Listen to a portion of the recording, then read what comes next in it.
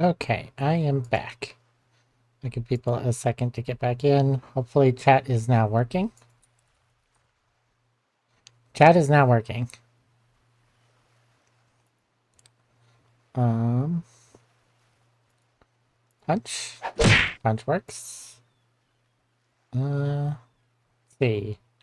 Oof. I can't oof for 5 more seconds.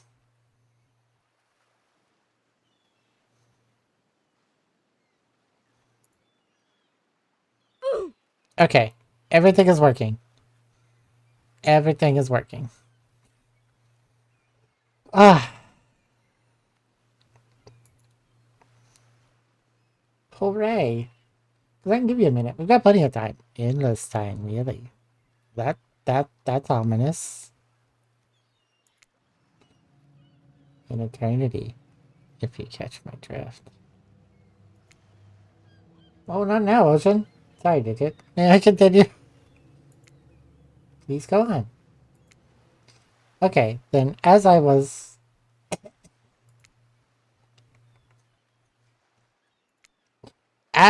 saying, you look down at your feet, ankle deep in the crystal blue water of a newly arrived wave.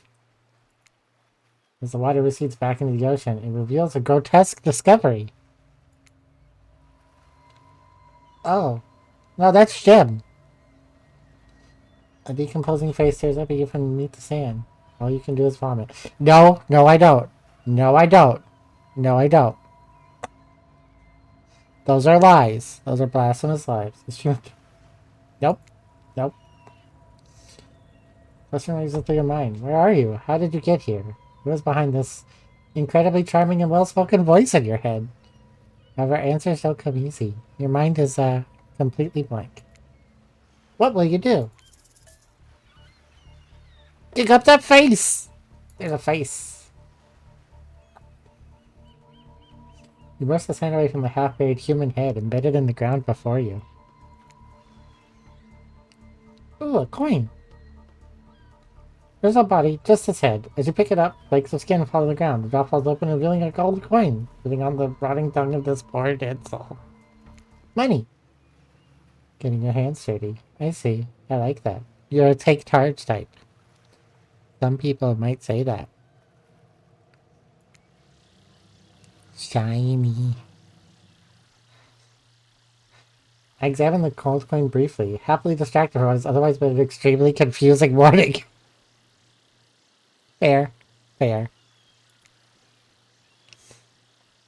I'm back. Everything's working again, Cerelia. The sun beats down on you, drying your clothes. You check your pockets, but they're empty. Plenty of room for a gold coin, you suppose, and so I deposit it. Opal? What's opal? Why, that's a nice coin you got there. What if you were to spend it right now? What would I spend it on? Why not? Well, hello there. I'm Dwight. Oh, I know this guy. This guy summons Pinhead. I'm Claudette. We'll take that. Claudette quickly relieves you of your gold coin and tosses it to Dwight, who bites down on it like an old-timey prospector before handing it back to her. And this is for you. Ooh, shiny. Oh. Claudette presents you with a tropical drink.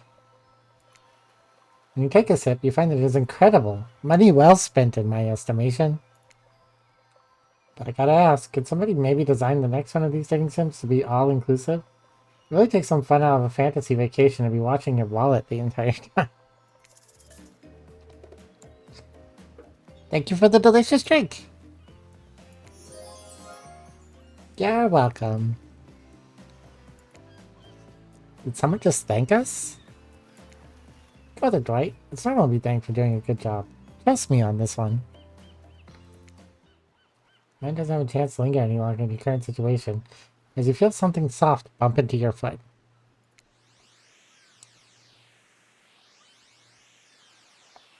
When you look down, you find a volleyball sitting in the sand there next to you. You stare down, frozen. A voice calls out from behind you. Little help, please? You turn around, and when you see what's waiting for you, your jaw just about hits the ground. Oh, hi! You have a lot of muscle. You're weird.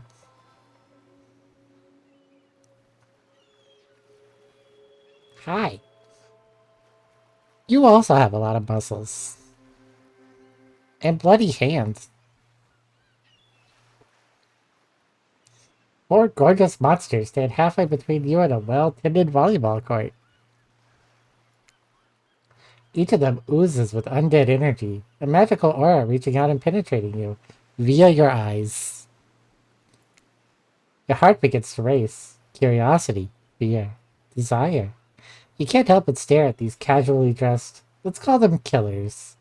I don't know, not to be judgmental, but that's just the energy they put out there. I can understand why. They are very cute. Hello? There are weird days. And then there's this. All you can do is look down at the ball and back up at this monstrous lineup of, well, literal monsters. Sexy ass monsters, though. Lies. What do I do?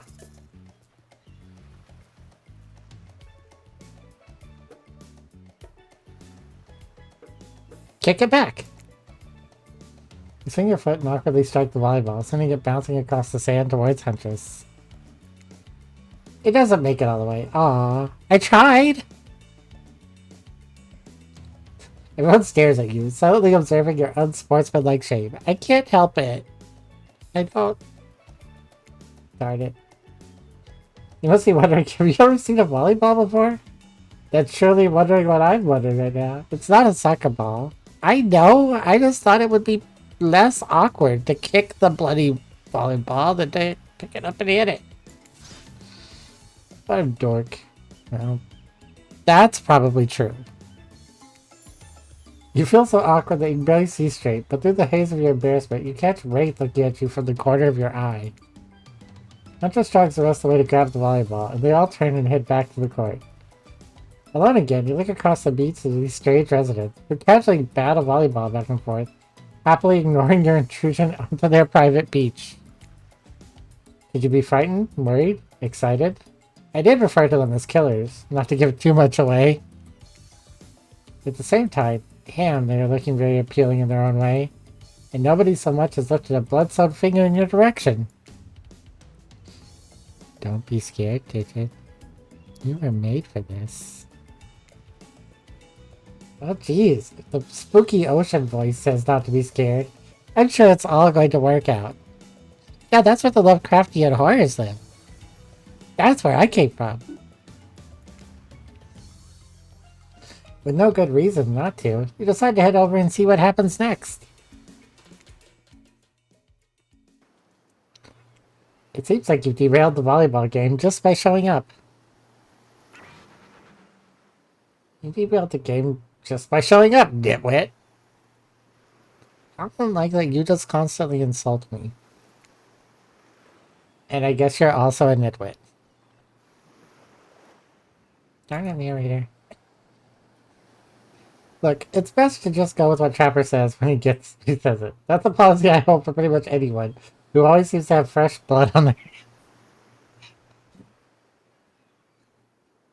Oh, hi, movie. Hey, don't worry about it. It's all just a game. Existence, that is. Besides, you seem a lot more interesting than a silly game. What's your deal? What brings you here? You mean they're here to do more than distract from my total domination? That was right. The sign means he was done with the game too. Look, I don't care why this slackjawed moron is here. I just want to know, can I kill them or not? You know you can't. At least, not yet. Oh yeah. Not yet. I did it. What you want to know? Well, you might want to, say something. Actually, never mind. There'll be plenty of time for that soon enough. Right now, this group has some questions for you. Uh-oh. I guess I'll answer some questions. I was not there on the night of the 17th. No matter what anyone says. But be warned, answer quickly and answer well. Let's get ready. Let's get ready for some quick answering. Go! This is a time quiz, and it will be very important later. Okay? Okay? I'm ready. Very important. Or not important in any way whatsoever. Probably that one. I can't remember. Did I write this? I feel like I wrote this. How attractive would you say you are? Not at all. I've never thought of myself as attractive. Whoa, watch it. That's bullshit. You're beautiful. You hear me? No. No. Wrong. You said answer quickly. If you could have any superpower, what would it be? Of these, strength. Super strength would be cool. Strength isn't all about muscles. The strength is up here. You said Chopper to point to his head, but setting taps on his shoulder. It's specifically in these muscles. Nobody gives a shit about your cows. What was your best subject in school? History. Actually, like, history and math are both pretty good. Nice. It's important to know what came before, so we are not doomed to repeat humanity's mistakes. I mean, we will anyway, but still. What's your favorite animal? Cat. Of those. Definitely a cat.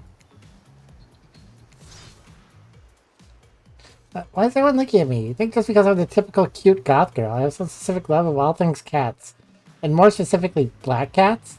Well, I do, but you can all go to hell anyway.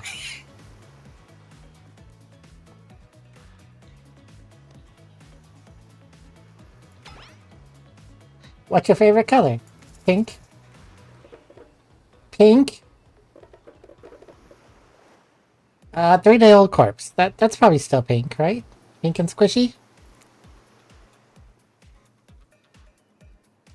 I expected to pick this. I'm gonna say 3-day-old corpse. That's a pretty edgy answer, right? And pretty dangerous. I talk about corpses. No biggie. It's not good to be unless they've been frozen. Be surprised how quickly good meat can spoil. Maybe you'd be surprised? I'm still getting to know you. There. What's your dream job? Not working at all. We can hear what we really want. Why work at all?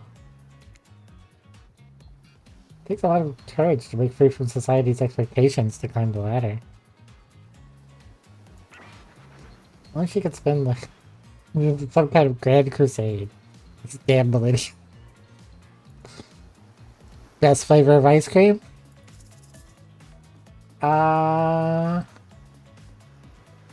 Chocolate. I like chocolate. My favorite flavor is pain. Same here. Mine is vanilla. Swirled with pain. I think mint chip is the greatest flavor I ever conceived myself, but enough ice cream, am I right? Hold on a second, this reminds me, I am right, always. The lesson you should learn before we go too much farther. Do what I say if you want to survive. Pick mint chip. We're teaching lessons now, narrator. You rascal. Kill or be killed is the rule on this island. Even for faceless voices. Tell me, what's the best flavor of ice cream? Chocolate. The best flavor is chocolate. You got a reading comprehension problem? I just told you mint chip was where it was at. You almost bought yourself a game over there, buddy. That's right, I get in your life whenever I want to. I'm in control, so don't you forget it. If you say you like mint chip, you like... If I say you like mint chip, you like mint chip. Now try it again. Tell me, what is the best flavor of ice cream? Chocolate. In case it wasn't clear who is in charge, it's me. You have to understand. It feels very good to end someone else's game. You should try it sometime.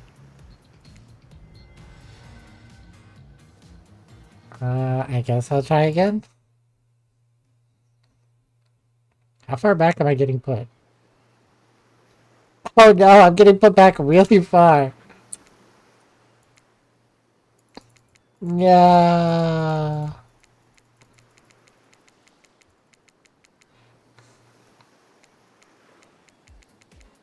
Okay, back to the time quiz. Not at all attractive. If you have any superpower, what would it be? Super strength. I'm gonna be faster this time. Best subject in school. History. It did, and nobody is surprised. What's your favorite animal? Cat. 3-day-old corpse. Not working at all. Yes, favorite ice cream. Chocolate.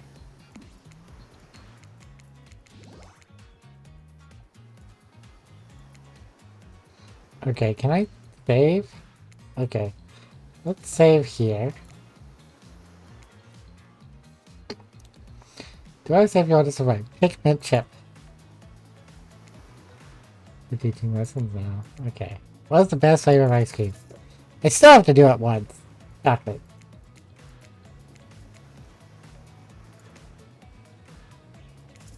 Okay. Mint chip. So obedient. I think you're gonna do just fine. Anyhow, now that they know so much about you, I'm sure the group wants you to start getting to know them. I'm Trapper. I pretty much run things around here. I'm the smartest, richest, strongest on this whole island. I don't like losers. If you want to know what a loser is, say hello to Ray. Hi, I'm Ray. I'm nothing like everyone else. I like nice people and loathe big dumb idiots. Hey, what's up? I'm Spirit. I don't like most things.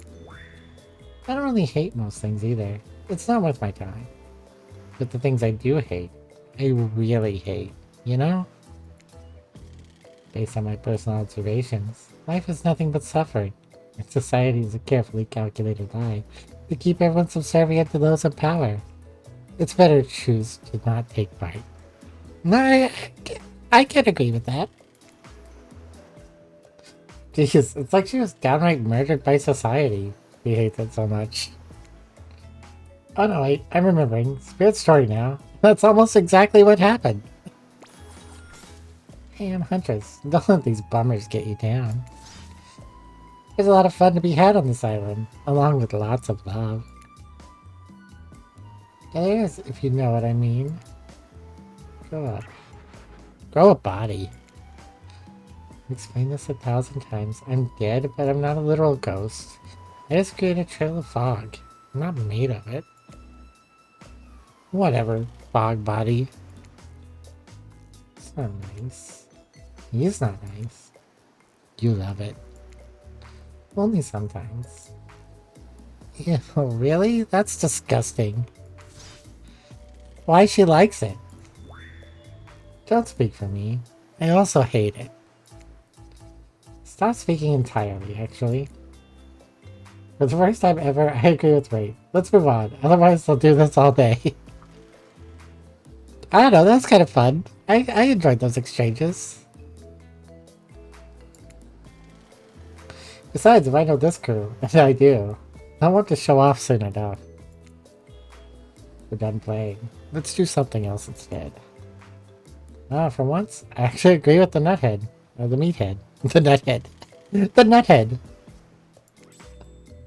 I say we go to my yacht. It's the massive boat docked nearby. I give everyone a taste of true luxury and power. Ray rolls his eyes. Don't mind him. He just hates fun and happiness. Yeah, that. I mean, I wouldn't, except for it came over to me. I hate the endless, desperate, soul-crushing pursuit of wealth. Why it's flaunting needlessly, and the cruelty it engenders. I'm about hanging out by the pool. I find the water calming, simply beautiful. Hey, what about our volleyball game? We can exercise and have some fun as a group. You all serious? That's a perfectly good lounge to chill out right here. I'm tired. Besides, I hate being in the sun. Oh, me too! I hate the Daystar. Where do I want to go?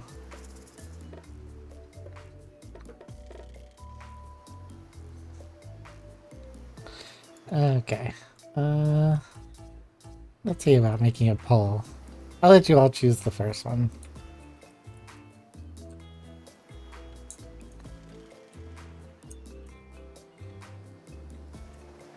Where to go? Yacht?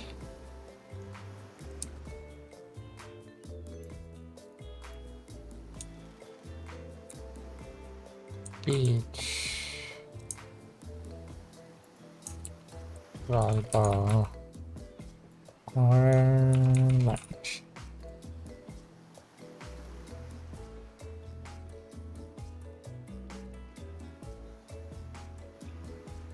Got a cute pink spider right now. That's awesome.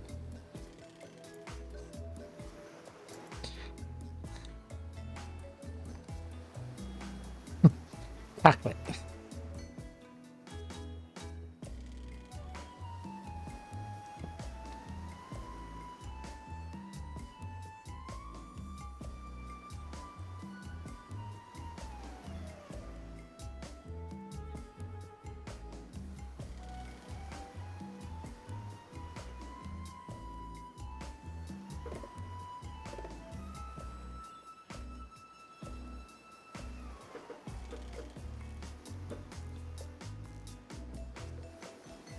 Ooh.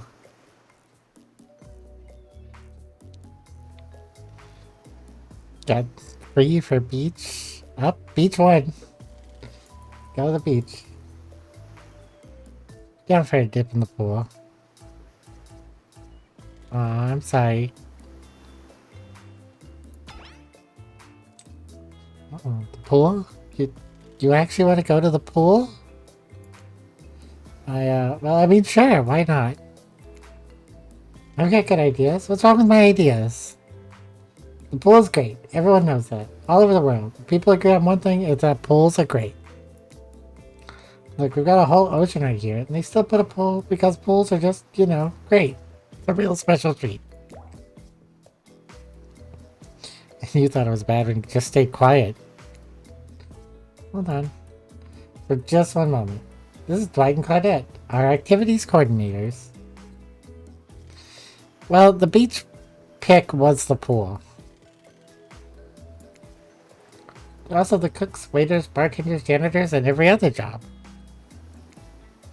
It's the only help remaining on the island. This place we call Murderer's Island. Cue dramatic musical flourish. None of the others survived. Survived the interview process, I mean. Inside we shall heretofore be referred to them as survivors, with a capital S. These two have worked here a long time. So very long. I don't actually know how long it's been. Sorry, anyway, I should probably let Dwight and Claudette do their mandated jobs. They sure look happy, but they're vibrating with a nervous energy that is starting to give me the creeps. We will now escort the group to the venue of your choosing. However, in the future, we recommend waiting for us to present you with your options whenever possible. Don't just run off to various activities unsupervised. We don't have much autonomy around here. The least you can do is allow us to do our job. The most you could do is help us get off this island. Dwight? Yeah, pardon me. Please, follow us. Hey, narrator? Yes, something I can help you with? Those two, Claudette and Dwight. Did they just start to mention something about wanting to escape? Is escape an option? Should I be trying to escape? Escape them? Oh, no, no, no, no. I think you're mistaken. It seemed like Dwight was asking for help to get off this island, though. Oh, right, yes, that's true. He was. But he just meant that he wants to get to the other vacation island getaway. Several miles south of here. It has much fancier accommodations than this island. It's one of those big corporate outfits, quite exclusive, where all the famous celebrities hang out. Very luxurious. Doesn't quite have the charm that this island has, though. Trust me, you wouldn't want to go there. With all that money comes a lot of restrictions. This is where you belong. Now off you go. It's time for an activity. On this island, your decisions matter mostly. When I agree with them. Not like with that other island. So what'll it be?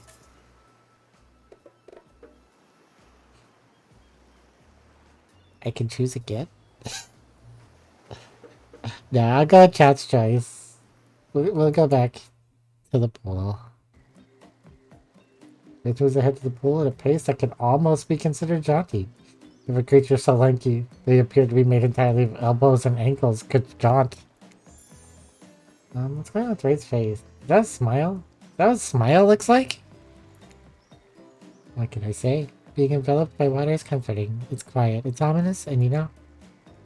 Ray looks back over each shoulder to make sure no one besides you is within earshot. Fire can't get me. Super normal stuff here as usual. Great. Claudette and Dwight. What do those two want? Since everyone's at the pool, we figured we'd bring over some of our most popular pool accessories. Which of these is particularly interesting to you? Foam noodles, inflatable lounger, basketball hoop, goggles, and snorkel. Inflatable lounger.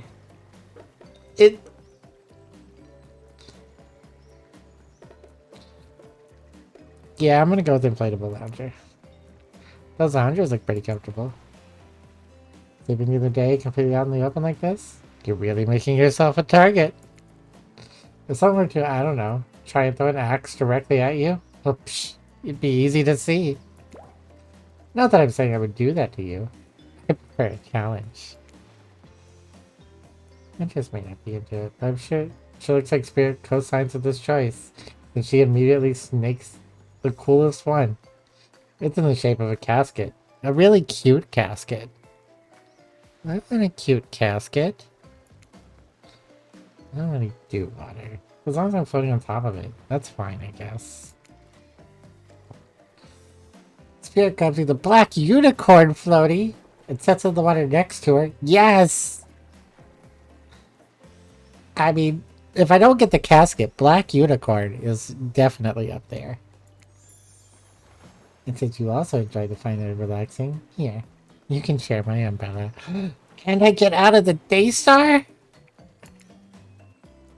Oh, come on. That's charming. It is. I agree. Something about the water and being this close to Spirit is putting you in a playful mood. You might regret. Do you splash her? Just a little bit?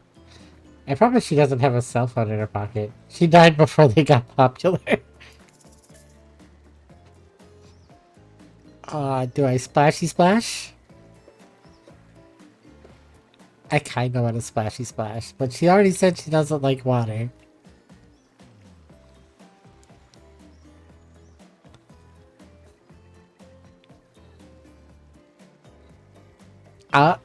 I'll respect her wishes and not splash.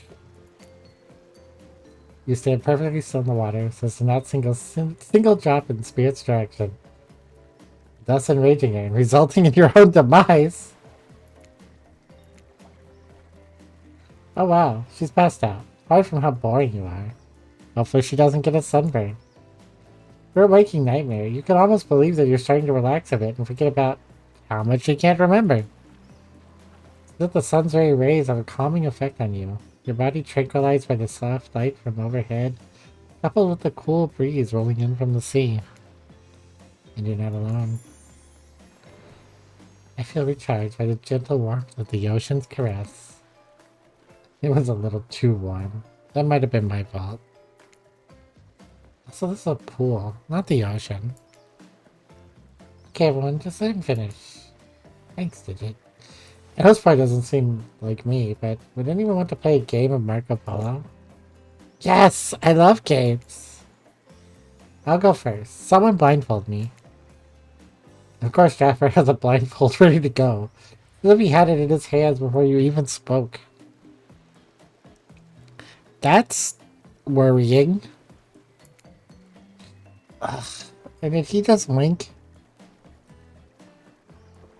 I'm watching you. And did you just bite your lip? No! No, I didn't. Good thing you're getting reined in, because it sure seems like you are about to act up. Many games consist of two parts. On top, a pointer which rotates in a clockwise direction. On the bottom, a target you're going to be pointing at. Sometimes the target is immediately visible. Sometimes it's hidden until the pointer arrives. Press the spacebar to stop the pointer while it's over the target to win. Fail to land on the target and you will lose. To achieve a perfect success, land on the start of the target area, not the end. Okay, ready to play, or would you like me to repeat that? I'm ready. Away we go! Time to feel around. Go get him, Tiger. I don't really want Wraith. Not bad.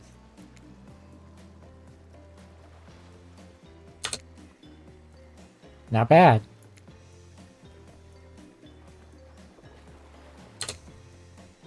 Not bad.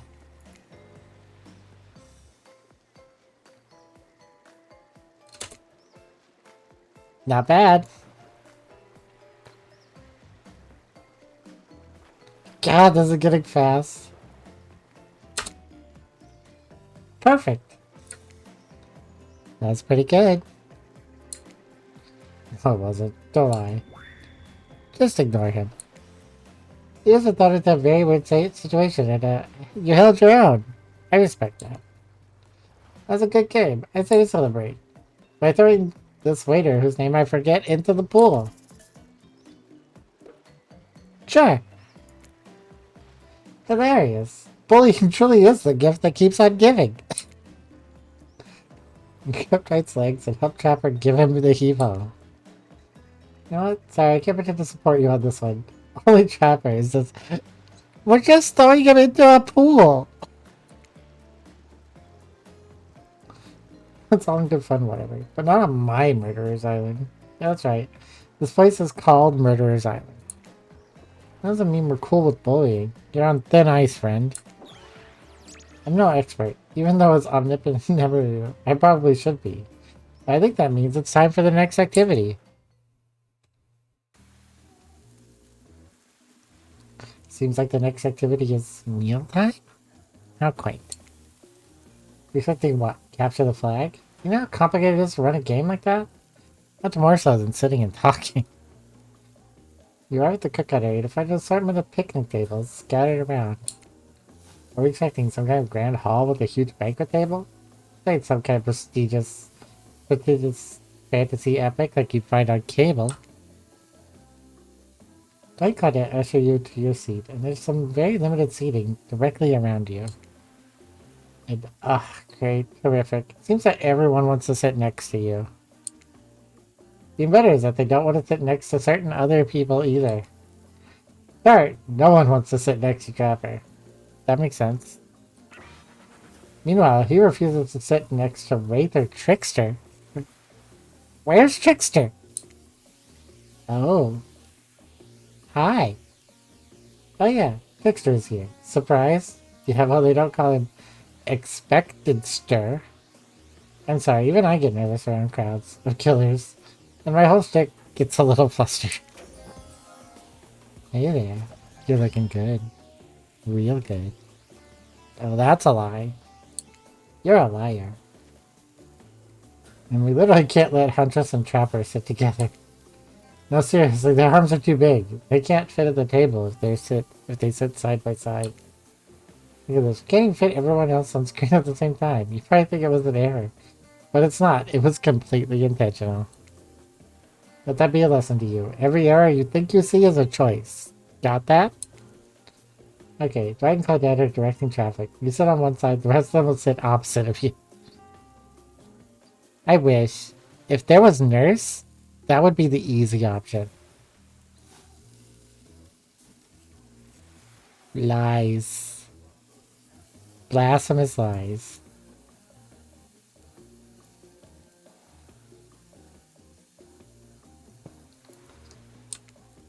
Hunters and Trapper considered the ends with their enormous sexy arms. Now everyone's seated, we can begin dinner. Tonight's meal will be prepared slowly and carefully with both love and hate for 12 hours over a spit.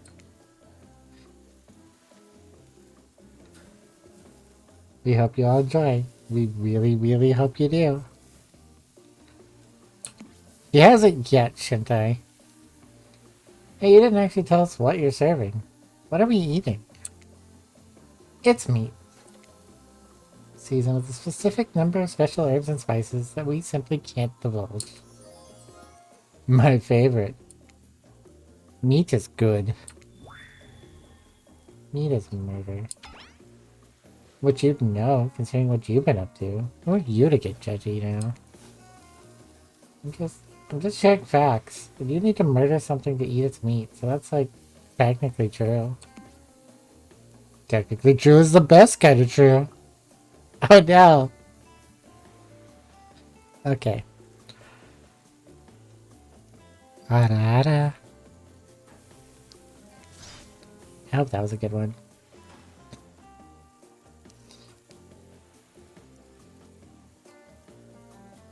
Okay, enough yapping. Let's eat.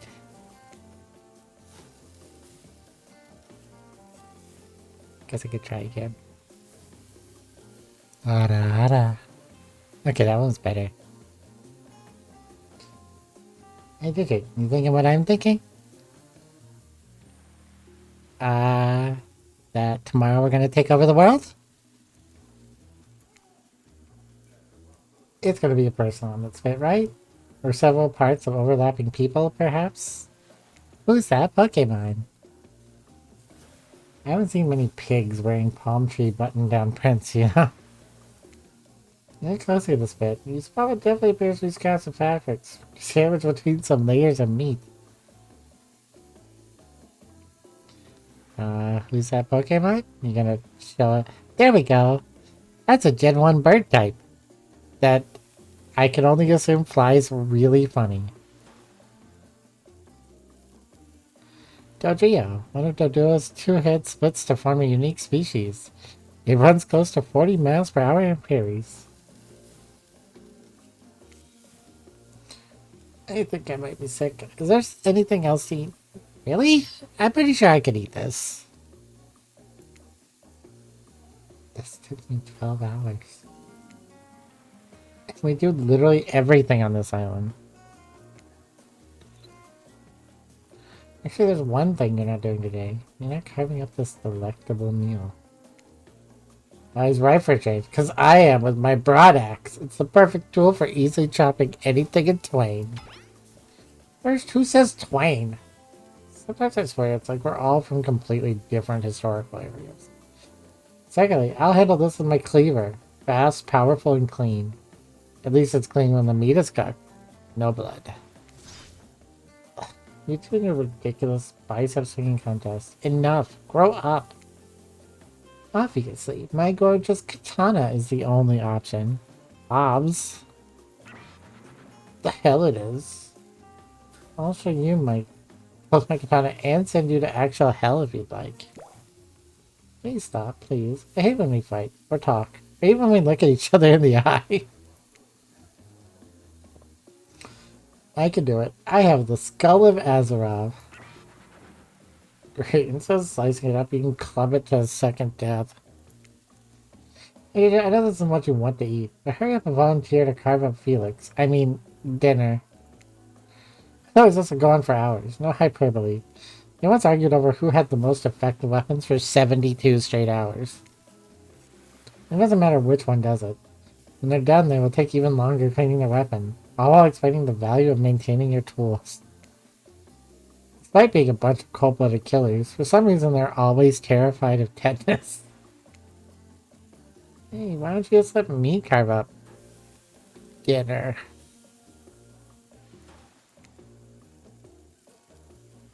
Splendid idea. We'd hate for it to get cold.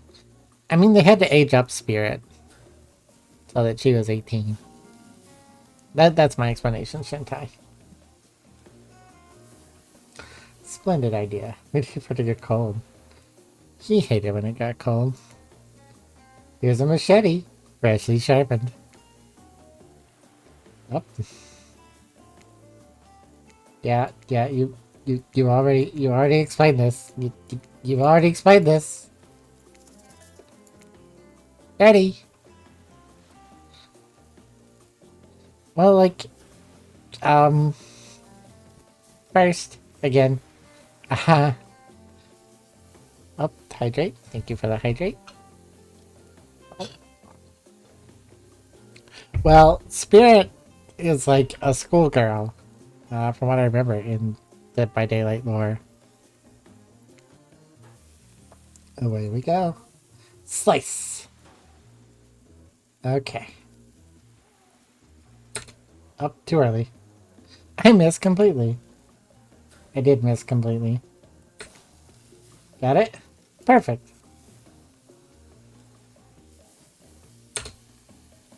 Perfect.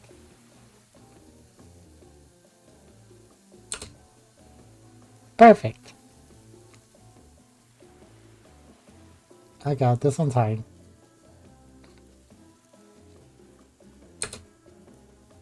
Not bad. That's pretty good. I'd like to see what you can do with the last clumsy weapon. Yeah, I said it. Machetes are dumb. Dinner is finally served. For real. That sounds, especially coming from the masked killers while they eat, which involves lifting their masks and shoving up food behind them, are nasty. Spirit, meanwhile, doesn't even eat. She's the only one who seems to be really embracing being dead. They're all dead, right? This is obviously hell? I mean... Come on. We're still trying to be mysterious here. You think mystery comes easy? Claudette and Dwight are the only ones who've been working their asses off to make this night perfect. Well, at least they're lifting their masks. This is only 99% as disgusting as it could be if they just tried to mash stuff through there. Spirit, why aren't you hungry? The two best things about being dead is not having to eat. That's only one thing. Think about it, Digit. Number 2 is no number 2. One less thing to think about the afterlife. I did not think about that. Even if I wanted to eat, I have no idea what would actually follow. You might have noticed, but I see a bunch of dismembered body parts flowing in a spectral form. You see how deep this cut on my abdomen is? I don't think my digestive tract connects anymore.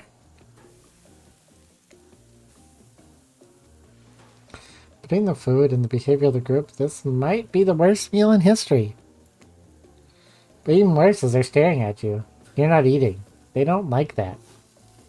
Why? She's not eating. She should at least feel. I think they want an explanation why. What do you want to tell them?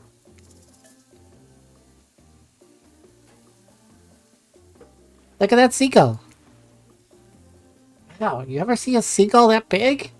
I haven't. That's incredible. Anyway, what were we talking about? Lame misdirect. Yeah, she's right, Digit. Pretty lame. Own who you are. Never compromise. Did you wash up on this island with no memory of who you are and how you got here? How do you know? Yes, you did. Poor thing. You have no idea the last time you ate a real meal. And you've been standing in the sun.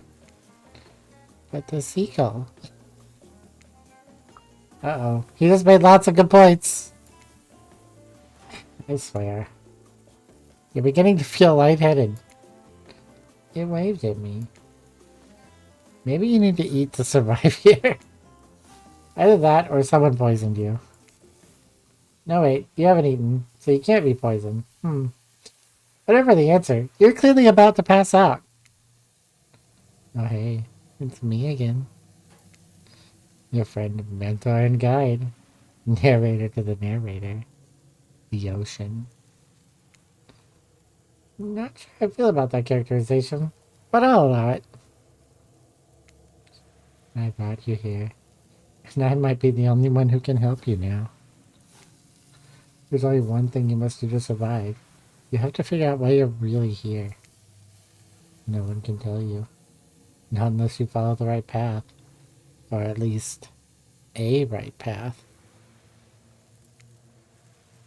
There's too many of those to count. Hopefully you pick at least one of them. Because there are even more wrong paths. Many of them lead to your demise. Others lead to something even worse. Starting scenes over and having a fast forward to where am I right? For this place holds many secrets, even from itself.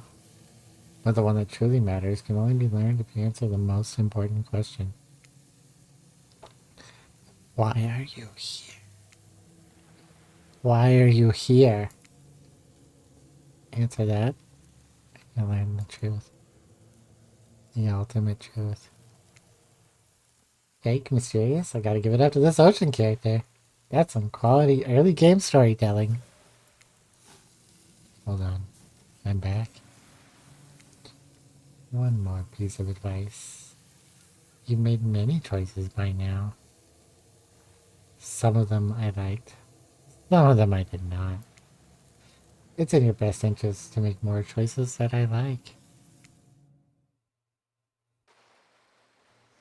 I wake up to find Wraith holding my limp body, gingerly pouring cool water into my mouth. Yeah.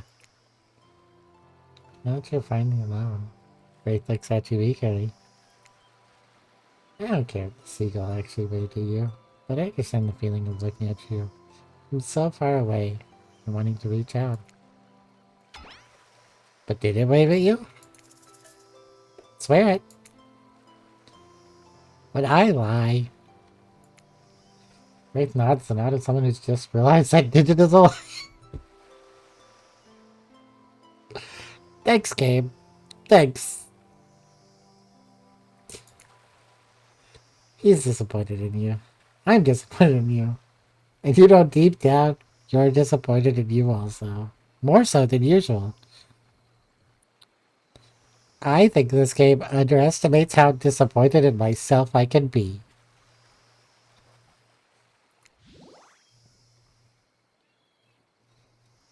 Ellipses. Oh boy, looks like he's about to monologue. Now you've done it. How do I say this? It's just, honesty is important to me. I've been burned too many times. Something about the word burned makes the Wraith look away. Far, far away. Eyes brimming with tears. And yet at the same time, dead. I understand. Wraith looks back at you with those sad eyes, wanting so badly to believe you. He looks down at the ground. I have something very important to tell you. It's about something very special to me. It's not something I tell everyone, but you know how important honesty is to me. I can't expect that from you if I'm not honest in return. No, you don't have to. You really don't. Okay, sure. It's about my special bell. You have a special bell? What?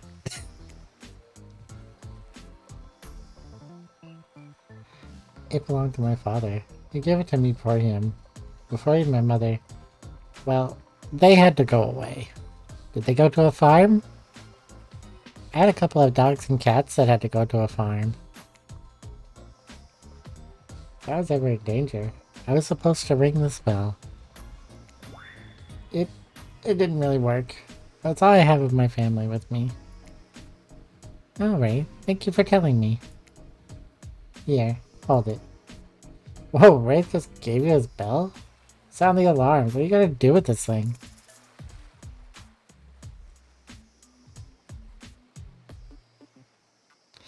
I was just handed a bell. Ding! What's a bell if it doesn't make a sound? You'll never know, because the first thing you do is ring the shit out of me. Yes, I do. Wraith freaks out and takes the bell back. Why did you do that? I feel like I might be in danger. A loss in your eyes. And don't look at them. This is things that really heat you up. You hear a flurry of footsteps behind you and quickly spin around, ready to fend off whatever new danger has popped up on this strange island. Oh, it's just Claudette and Dwight. Sitting across the beach, clipboards in hand, which they're waving in the air above their heads. Did I turn invisible, by the way? I hope I turned invisible. It's very important that we stick to the itinerary and attend each event as scheduled. Being sick for cute flirt points was not a part of this evening's activities. That's strictly slotted in after campfire story time. This rate will be late. Being sick? No, no time for excuses. Well, there is, but that's scheduled for after what comes after the flirting. Go, go, go! Once everyone is gathered at the fire pit, Dwight and Claudette quickly make an announcement. I'm not going to blame anyone in particular, but someone, and we're not going to say who, so don't you worry, you hasn't been sticking to the schedule. That means that we're behind on time for evening activities. We only have time for one person to share their special spooky nighttime story. This one story. Story time is my favorite activity. This is a narrative-heavy experience. Are you telling us that only one person gets to share? How will we decide who? Oh, great. We have to decide as a group? That never goes well. Whoever did this, step up now. I swear I won't be angry. I'll merely chop your head clean off. No fuss, no muss. I was trembling. You realize this is probably it for you, but you embrace your fate. Sorry, everyone. I think they're talking about me. To be honest, I still don't understand how this whole schedule thing worked. I guess I lost track of time while I was passed out. Been there before. Even though it's taken some pressure off me, it's just an absolute dream come true. Is it really fair to pick on the newbie? Who's that Pokemon? I love that Pokemon because it becomes pink when it's shiny and evolved. And then it has the most fantastic hair when it mega evolves. Seriously, has anything here ever happened? Has anything here ever happened on schedule? Even once? Damn it, Donald. You try to flex that authority gimmick one more time, so help me, I'll snap your head off so quick, and then I'll drown you in his blood, Cynthia. Fuss and muss are back on. You do know I love to hack, slash, and slice. We all know you love to kill. It's almost all you talk about.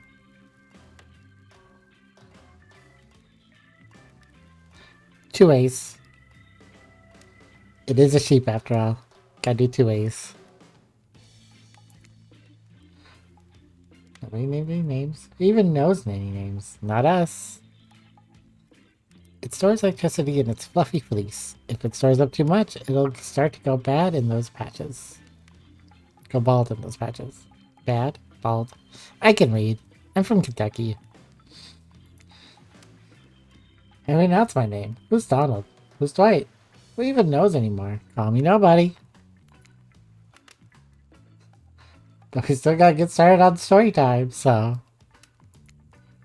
Who do you think should go? Ah, damn it. That's a name.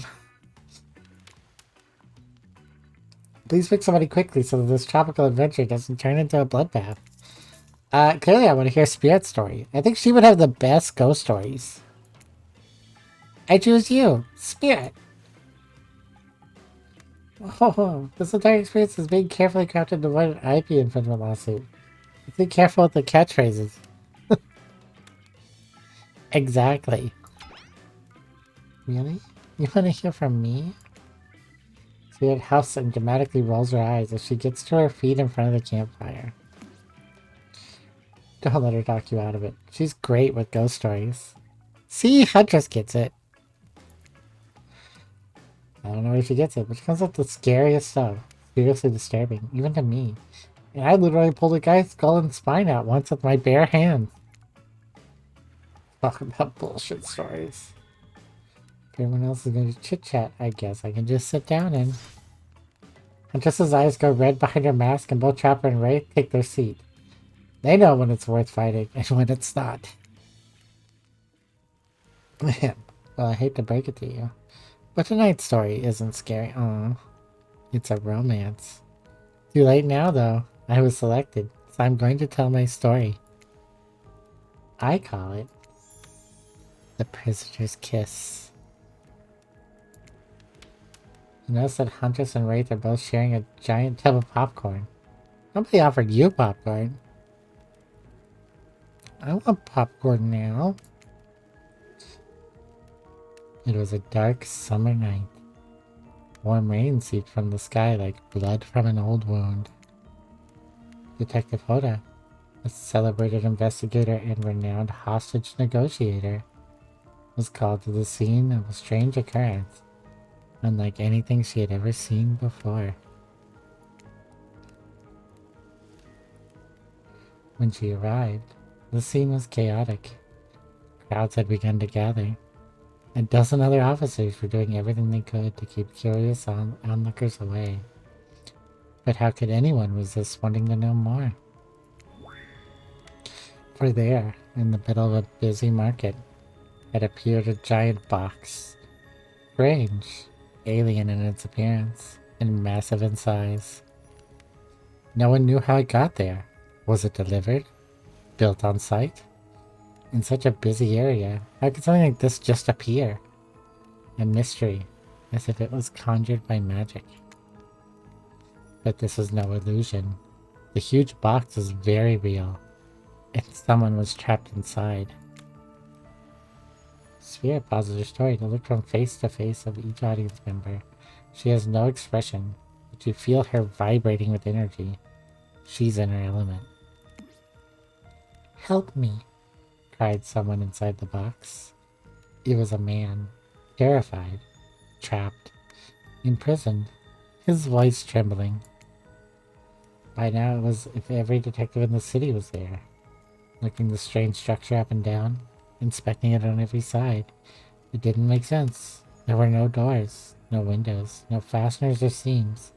It was completely solid, and much too heavy to move by hand. All that is, except for a single small slit. Just enough to see the bloodshot eye of the prisoner trapped inside. "I don't know what happened. I woke up here, and here I was. I'm so scared. Please help me," cried the man, as if pleading for his life. No stranger to tense situations, Detective Hoda comforted the man. She used her training to calm him and buy time for the other investigators.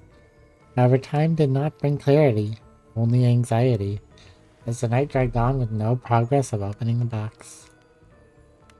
And as the night grew longer, the seeping rain puddling on the ground, the man inside grew more desperate, more sad and lonely, more pathetic, and in need of help.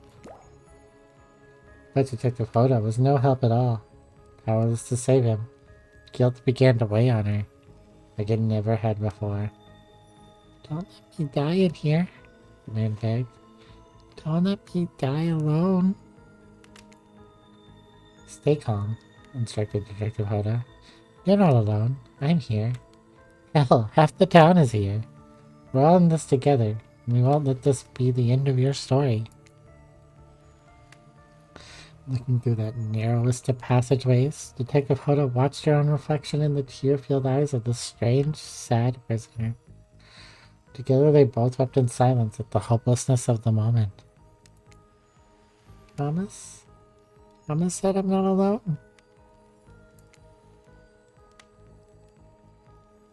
"Yes," she promised. "I do." A simple pledge. She felt an instant connection like she had never felt before. Not to her family, not to her friends, not to any other hostages she had ever worked so hard to free before. "Wahaha! I'll take you prisoner, Malarty. Why do you think I smooch all the ghosts in Phasmo?" And so, when the man's eyes closed and backed away, it didn't scare Detective Hoda, for she knew he would return, and he did. pressing his lips up to the narrow slit in the box, repeating his question again, steam flowing from his mouth as he asked, Promise? Promise that I'm not alone? Yes, she promised. I do.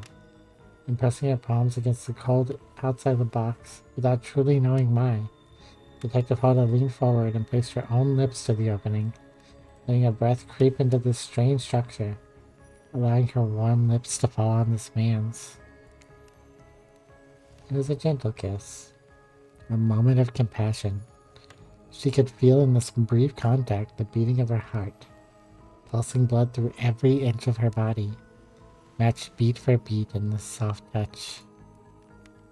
Thank you, said the man, no trace of fear remaining in his voice, and he backed away into the darkness, disappearing in a single moment of eerie calmness. Get back! Yelled an officer, slowly thrusting himself between Detective Hoda and the box, breaking a silence that would soon be filled by a cacophony of whirring gears and clicking latches, a symphony of mechanical activity happening all at once. Something had triggered, as if an unseen lever pulled, and the side of the giant box began to slide open. Detective Hoda gripped her flashlight tightly and pushed forward into the foggy interior of the giant box. Her feet splashed in the puddled rainwater, her heart racing as she swept her light from side to side. And that's when her eyes landed on the man, or at least landed on what should have been him. There in the corner of the box was a pile of pieces, like parts of a doll, almost pulled apart, or perhaps that's just how Detective Hoda had to think of him in that moment to survive. A collection of segments, limbs, pieces, disconnected from each other, cleanly severed and placed in a neat little pile. And atop that pile, a head, cold, pale, eyes open, lips an icy blue. Spirit stares at her fire, her own expression lifeless, her lips blue. Tears fall down from her chin and soak into the sand at her feet. You're blown away by the story, and it's safe to say you're not alone. Everyone else is looking into the fire or up at the sky, anywhere but at Spirit. It was you who chose her. You who initiated this harrowing tale. So sad, so creepy, so sensual? She went into great detail when it came to describing that kiss. Too much detail. And no one is sure how to act.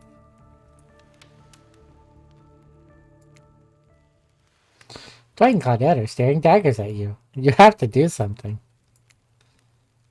This game was supposed to be a lighthearted romp. Please, I said do something.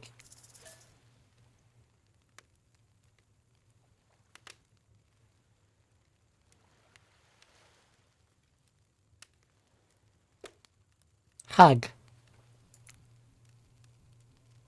You stand up without saying anything, approach Spirit, reaching your arms around her for a hug. A robe hovering in the air begins to wrap itself around you and squeeze you into her. It's kind of like being hugged back, but also like being tied up. It's certainly not what you expected. Instinctually, you pull yourself away, but it's an awkward moment, and you nearly fall over into the fire. Spirit says nothing and floats away without so much as a goodbye. You, meanwhile, realize everyone had just watched this truly strange interaction from the corner of their eyes. On that note, everyone decides it's time to take a break and split up for a little bit so that they can all have a moment alone before bed. Everyone leaves and you're just alone by the fire. The only thing you hear is the ocean slowly lapping against the shore. This is nice. A true moment of peace and tranquility that lasts for all of 7 seconds because Trickster shows up and he's blaring his latest song. Darn it, Trickster! Hey, baby. You look lonely. Mind if I join you? He doesn't wait for an answer. I know you've been hearing from these guppies all day, but I want you to hear something from a big fish like me. Something special those in charge on this island don't want you to hear. I am the ultimate catch on this island. The only lobster in a sea of... in an ocean of sardines. No one can give you what I can. You just have to find me. Come find me, baby. Trickster leaves. You're a bit confused about what to make of his cryptic clue, but you aren't going to get any time to yourself to think about them just yet. Spirit approaches you. You know, I was watching you while I told my story. I could tell it was having an effect on you. This fog that follows me around, I could feel you breathing heavily, taking me in. You and I are both absolutely flabbergasted at that piece of information. Legit, you learn something new every day. Even when you're a god. I mean, narrator. You're doing it again right now. You need to calm down. You should come to the hot tub with me. Dipping in hot tubs with the spirit? You've come a long way in a single day. I'm not saying you shouldn't follow her. An offer like that. Just don't forget our little talk.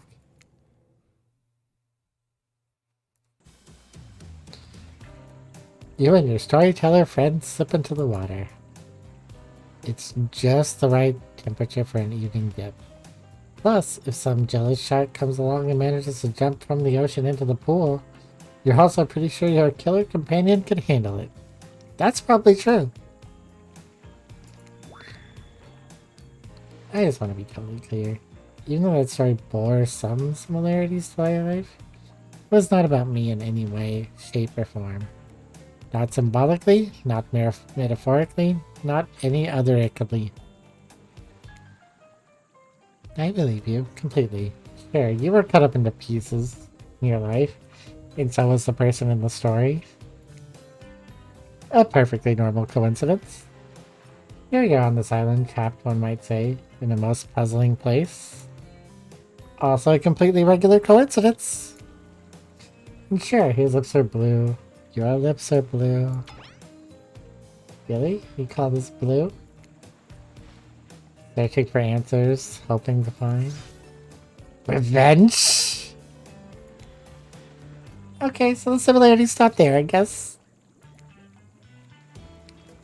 Coincidences. Sorry, the coincidences. Get this through your head, whoever you are. Samurai blood runs through my veins. Well, maybe it's coagulated by now. No need to sweat the details. Regardless, I'm a descendant of noble warriors. Thousands of years of training with bladed weapons preceded my entrance into this world. You know how many swords that is? A lot. We gotta figure that with that many sharp edges, a person is bound to get disconnected from a body part here and there. The truth, and I wouldn't typically share this, so don't go blabbing about it. I dreamt that story, like watching a movie in my sleep, when I was just a little girl. Years before my father sunk his blade into my skin. I've never been able to shake it. It's a very adult story for a child to dream. Do you believe me?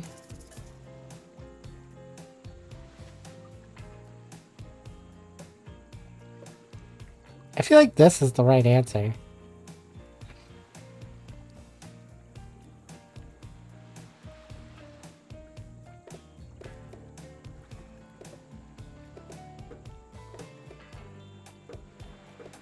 Yes. No. I'm gonna go with who cares. Who says I believe in anything? For that matter, who even cares what I think? Our beliefs are our business, no one else's. Well, I'll be. That's a strong take. You got to cultivate your own garden. I just admire you, Digit. You're not offering up your thoughts or opinions simply to feed the curiosity of others, like some of the more desperate residents of our little paradise. Good for you, I say. Now you've got me wondering. Do I believe you if you believe her or not? And if I know everything, because trust me, I do know everything, don't I already know the answer to my own question about if I believe your answer to Spirit's question? Whoa. Ocean air got me tripping. Sorry, I didn't mean to distract us both. What's important is that a certain corpsey cutie floating in a cloud of magical mist might be waiting for you to say the right thing and free her from the puzzle box. If you believe that she is the... Damn it, got me going again. Unfortunately, before you can follow this conundrum to what will surely be a mind-numbing cycle of new questions, you find a certain someone standing before you with a fresh towel ready to dry you off. Sorry, kids, but it's time for bed. I might be the youngest one here, but I'm no kid. I do, however, love being wrapped up in a fresh, clean towel. My mother used to help me wash my hair when I was young. We comb out all of the tangles and tie a ribbon around it before sending me on my way. I miss her. You watch the spirit stares off in the distance, her hand gripping into a tight fist. She doesn't notice you watching her at first. When she catches you looking, she turns away, roughly grabs a towel from Dwight, and then pushes him and Claude it aside as she floats off. You head over to the campfire. The heat is comforting this chilly night. Thinking of the crackling embers, you think about Spirit's story, about the prisoner and the puzzle. If you manage to escape this place, will you leave with your life? It has already been taken from you, and it's just a matter of time until you make a gruesome discovery. Before you can dwell too much on your fate, Claudette and Dwight arrive. Their now familiar creepy smile stretching from ear to ear. It's a bit menacing to see a smile like that lit by firelight. We must apologize for the accommodations. We aren't prepared for another guest, but we're going to make you comfortable or die trying. They hand over a pillow and blanket and welcome you to snuggle by the fire. Perhaps some music will put you at ease?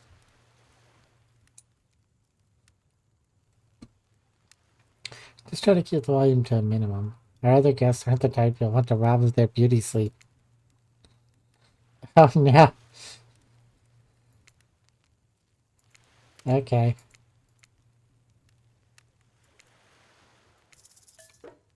I'm ready.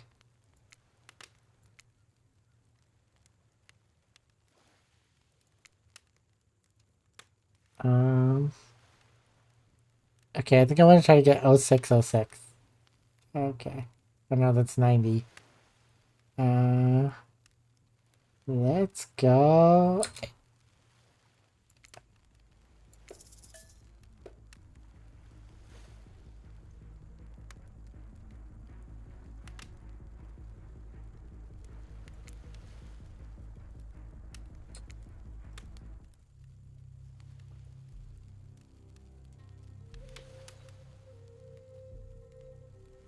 Ooh, I like this.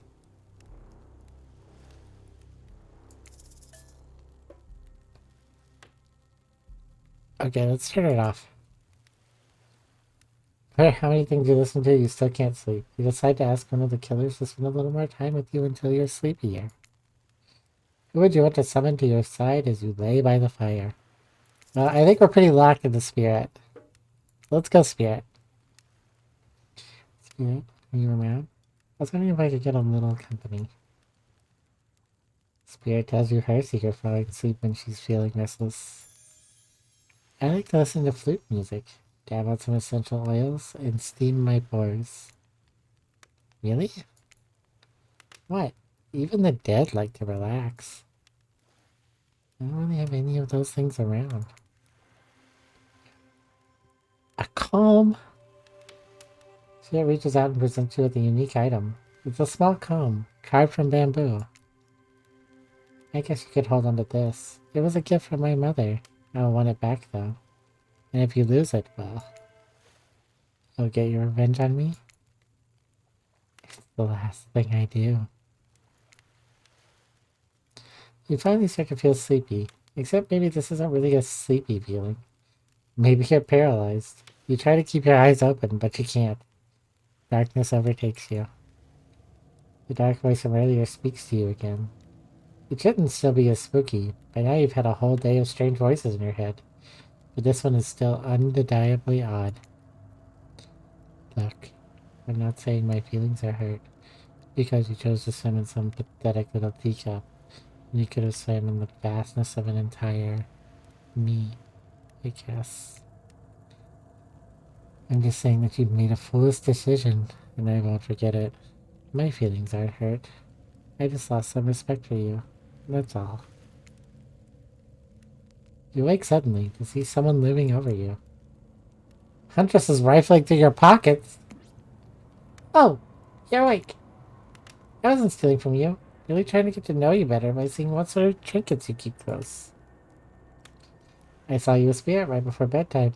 Look, I'm not saying I don't trust... Well, yes, I am saying that. I don't trust anyone I don't already have tied up. I was making sure they didn't do anything fishy. And I was making sure you're not a soldier. Soldiers killed my father, you know. Well, I've got you. You should really consider spending some more time with me. I'm not scary. You're not? Not at all. I'm just a lost girl on a big island. I've been watching you since you got here, you know? Not in a creepy way. It just pauses for a long moment. Alright, in a charmingly creepy way. I've noticed how fun-loving you seem. If you spend some time with me tomorrow, maybe I'll take you to this special place I found. It's all mine. None of the other killers have been able to find me there. It's quiet and isolated. Maybe I'll even show you how to make beef stroganoff. That all sounds very enticing. I'll let you get back to bed. It's been a long day. Shh. It just places a gigantic hand on your forehead and your eyes flutter closed. Finally alone, for real this time, maybe. You drift off to sleep again. Hopefully you're not poisoned. Yeah, hopefully I'm not poisoned. I'd hate to be poisoned. Wait a second. Where are we? This is... Oh, jeez, it is. It's one of those reality show confessional rooms where all the contestants talk directly at the camera. Can you blame me for not getting along well with others? I mean, I have had a real conversation with anyone since I was a child. I take the fact that I haven't slaughtered the newcomer for their meat as a win. I was poisoned by reality TV.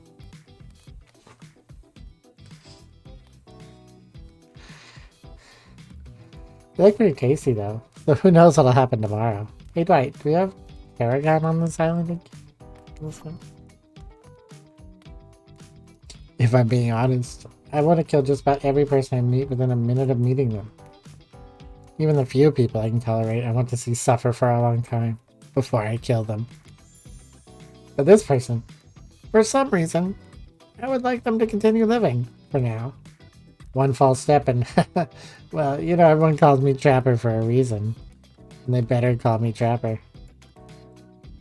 I swear if I watch this later and you list me as Evan, I'm gonna kill the Chiron guy. Yeah, today was fun. I don't want to get ahead of myself or really invest in something that might hurt me. So I don't know.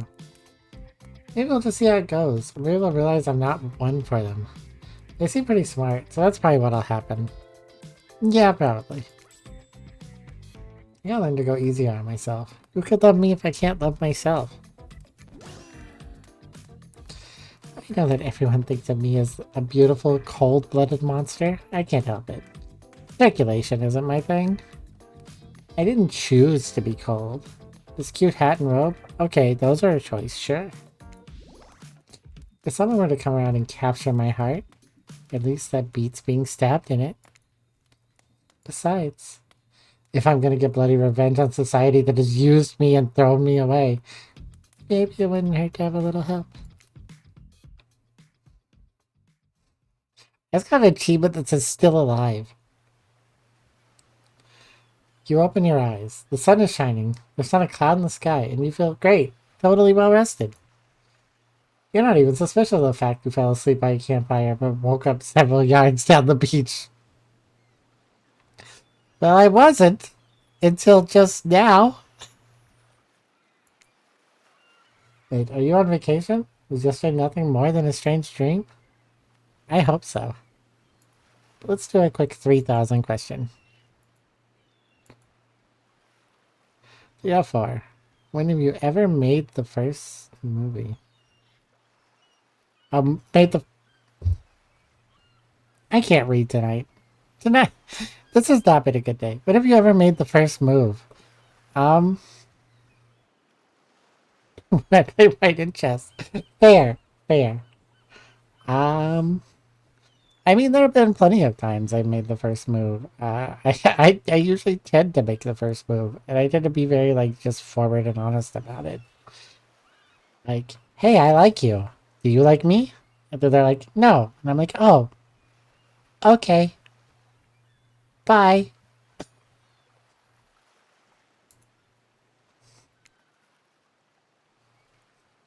No, not a dream. You really are here for another day. Why? I have no idea. You're obviously a weirdo. Speaking of weirdos, I see the rest of the gang is hanging out on the beach. This is definitely not a dream. Darn it. I wouldn't rule out a nightmare just yet, though. At least I make for a sexy bunch, no? That's true. And talk about sexy. Here comes Trickster, carrying coffee. Darn it, Trickster, I don't even like coffee. Morning, beautiful. I thought you might like a nice cup of joe to start this incredible day off right.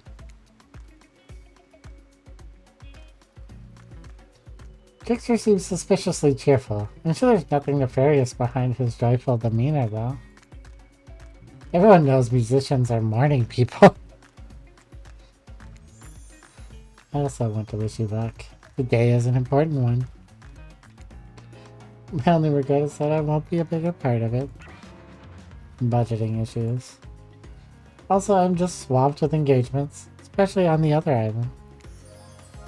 Trickster winks at you. If you want to ask him how to reach the other island, now is the time. Never mind. He left. At least he brought me a cup of...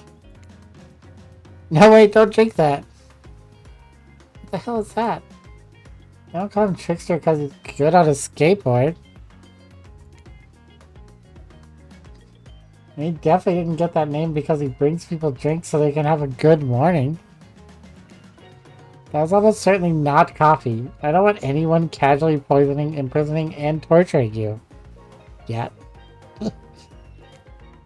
It's supposed to be a tropical paradise. The type of place you give a 5 out of 5, 10 out of 10, 2 thumbs up review to not an eternal prison of pain. And please, make sure to leave a review. It really helps with the algorithm. Just trust me. I'm looking out for you. But can we please move on? Hey, wait a second. How did a possibly omniscient, possibly unreliable narrator physically just knock that coffee out of your hand? Is it not Parliament and the floor does not recognize the ocean to speak out of turn at this moment? I need no recognition, for I am the ocean. I dominate the land. I submerge those who defy me and become their watery grave. Actually, speaking of graves, I would like to say something. Something of grave importance. Fine. Go ahead. Even if this place is an eternal prison of pain. And I'm not saying it is. Even a place of extreme horror can still receive a 5 out of 5, 10 out of 10 thumbs up review. If it was crafted with love and/or that's the sort of thing you're into. You know what? The ocean's right. A lot of hard work goes into a place like this. You really should judge. You should really judge it on the artist's intent, and whenever possible, start from the mindset of giving them the benefit of the doubt. Constructing these elaborate simulations, vacations, not easy to do. Sometimes there are small bugs or inconsistencies, but that's just the nature of the process. Perfection is overrated, and the universe is simply filled with mysteries. We ought to celebrate those who venture to bare their souls as part of a creative process with the ultimate intent of making things for our enjoyment, not be overly critical of them. Behavior is this a vent piece about how we complain about Dead by Daylight? I'm beginning to think it might be. Did someone hurt you, Behavior? They did, I'm sorry. I didn't mean for anyone to hurt you. The critiques are all in good faith. record behavior was not the developer, right? I don't know. I feel like there's a very strong behavior hand in this. Right there. Are you trying to sell me on this place actually being good?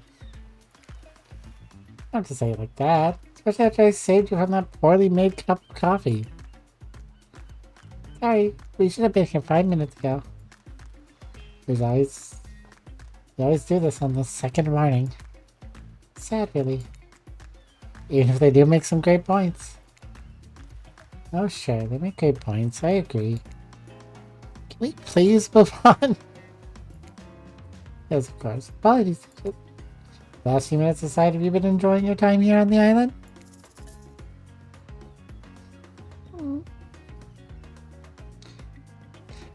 Yes, I'm not suspicious. There's no option. Yes, I'm not at all suspicious that there's no option. Yeah. What an encouraging response.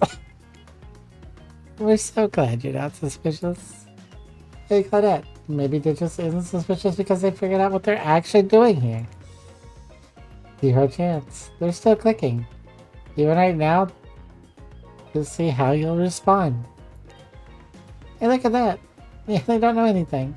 It doesn't matter though, Digit. We're happy to hear you're having fun. I didn't say I was having fun. We're all having fun. Do you hear us? We're all having fun. We do need to ask you one more question though. We all had to sign away our rights to say anything negative about this place.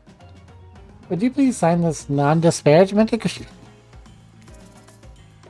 No. I'll not say anything.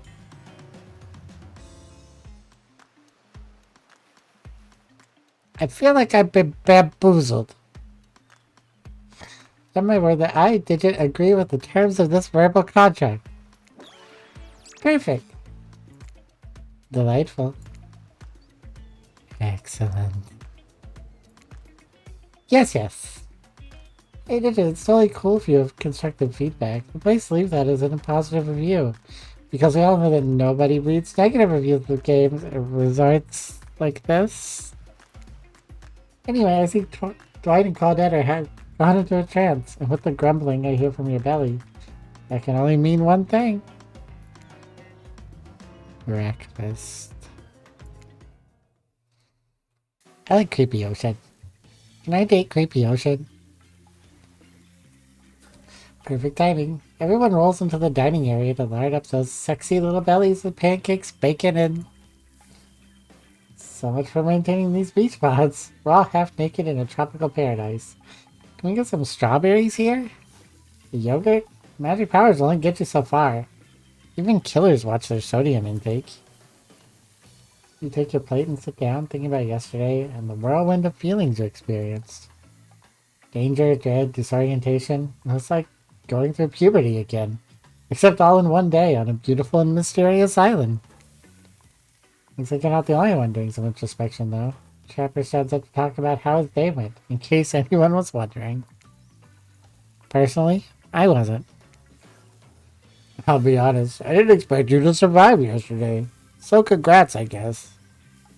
Whether you survive today is 50-50 at best. Good luck. That was bizarre. Back to your Nope.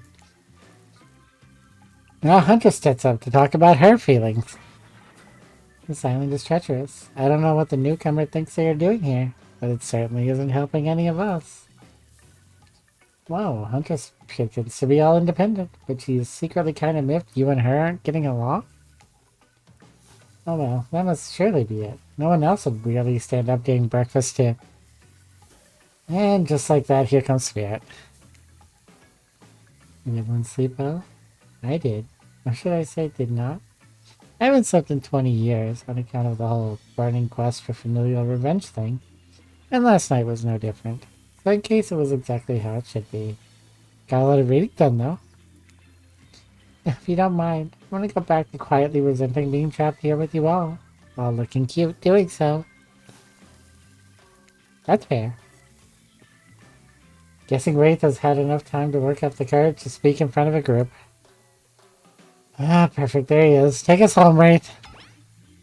Oh, hey, that's fun yesterday. Yeah, I mean, not like too much fun. That'd be weird, but like a good amount of fun.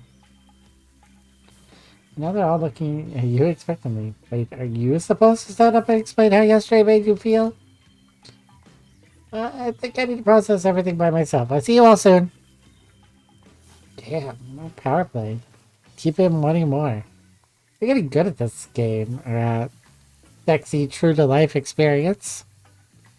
Shame you didn't get to eat any breakfast, but so be it. Darn it! I was hungry, too.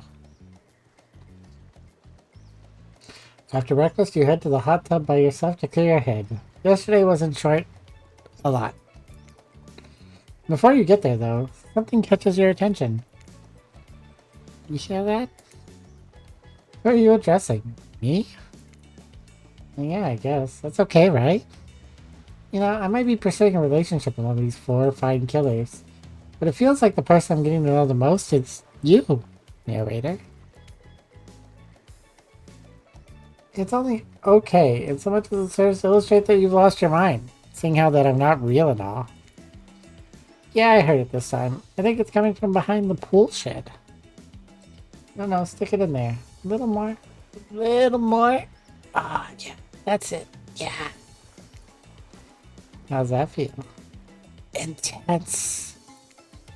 Nice. Yeah, that feels right.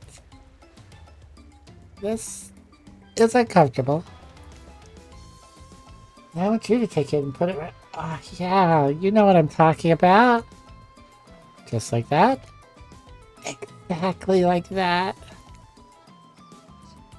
I sure had no idea these two even do whatever it is they're doing. I'm afraid to look. Please say something so that they know you're close by and can hear everything. Oh wow, look at this super cool bottle of Trickster brand suntan lotion someone left on a chair. Anyone know where I can buy some? Damn it. Oh, come on, a little privacy, please. Dwight is panting and Claudette has a crazed look in her eyes. I didn't know how else to let you know I was here, but I could hear you, well, you know. Now what? What do you think we were doing? You were doing... I don't know exactly what you were doing, but it sounded, fun? You think 2 people trying to find new ways to kill each other in a desperate search to make their own death permanent is fun? Oops. We get 5 minutes to ourselves every day, and we spend it hoping if we stab each other in just the right spot, we won't get resurrected. I've come to believe that that is the key to finding the exact place we need to bleed out from. I believe that place is in our appendix. Why else could it be there? Makes sense to me? Do you actually think we were me and him? Dwight? I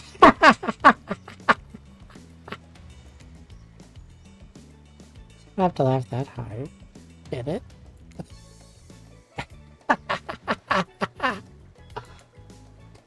It was a nightmare. How somehow it's never been worse than right now.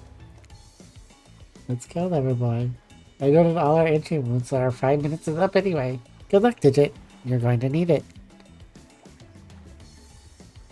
And hey, if you figure out how to escape this island, please make sure your ghost tells us how. That's both a tragedy and a comedy.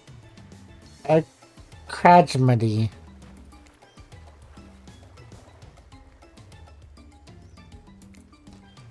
Shut up, I like it. Anyway, where were we? Oh yeah! You're heading to the hot tub by yourself to clear your head. Yesterday was in short a lot. So today has been exhausting too. But you're dedicating it to achieving a true, centered sense of calm. No drama, no bullshit, just soaking up sun in a heated pool. Today, you're on a date with you.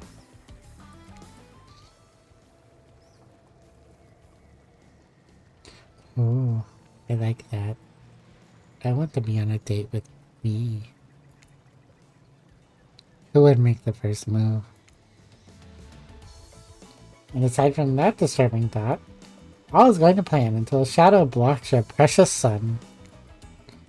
Spiky tipped, like a palm tree is bending over to screw with you. It's no tree at all, it's... Hi, Wraith! Oh, not Wraith. Hey, babe. Breakfast is weird, huh? Everyone just getting up and announcing how they're feeling? What's that about? Some forced kind of check-in with the group? I don't like it. Fishy. Kinda lazy. Whatever though. Breakfast is dumb. No one should eat before noon. Or after 4 p.m. Yeah, I do intermittent fasting. You seen my abs, by the way? Maybe you can see them later at my private stage on the other island. You know, IP Island. Where all the Hollywood celebs hang out. If you play your cards right. I could give you a private show. Catch you around. His abs are pretty amazing. Gotta give him that. And the blow-up bat? Threatening but adorable. Makes her an interesting silhouette. Genius design. He's a psychopath, just like the rest of them. You don't gotta give him anything. We're not best friends. Just because we had a little talk about doing a little talking. Not an open invitation to go smashing the fourth wall every 5 seconds. Okay, now that the guy's gone and we've got some ground rules established, and we're definitely going to abide by. Time to lay back, take some deep, slow breaths, and... Nope. Another shadow. These people will not leave you alone. Let's see who it is this time. Oh, it's Spirit. That checks out. You two have gotten pretty cozy. We should get out of here. I know a place that brings a bit of welcome darkness to this tropical nightmare. Best of all, I'm the only one that seems to know about it. So we won't be bothered there. I don't even know why I'm telling you, really. It's my private spot. But I guess I've got a feeling that you'll appreciate it in the way I do. Not like these other killers. They don't get me. But I'll get them. I'll get them all. And I'll get my father too. And I'll punish him for what he did to my mother and me. Spirit radiates a menacing aura. My fingers float around in the air as she threatens, well, the entire universe. It's scary and more than a little hot. If you get turned on by menacing. A little bit. A little bit.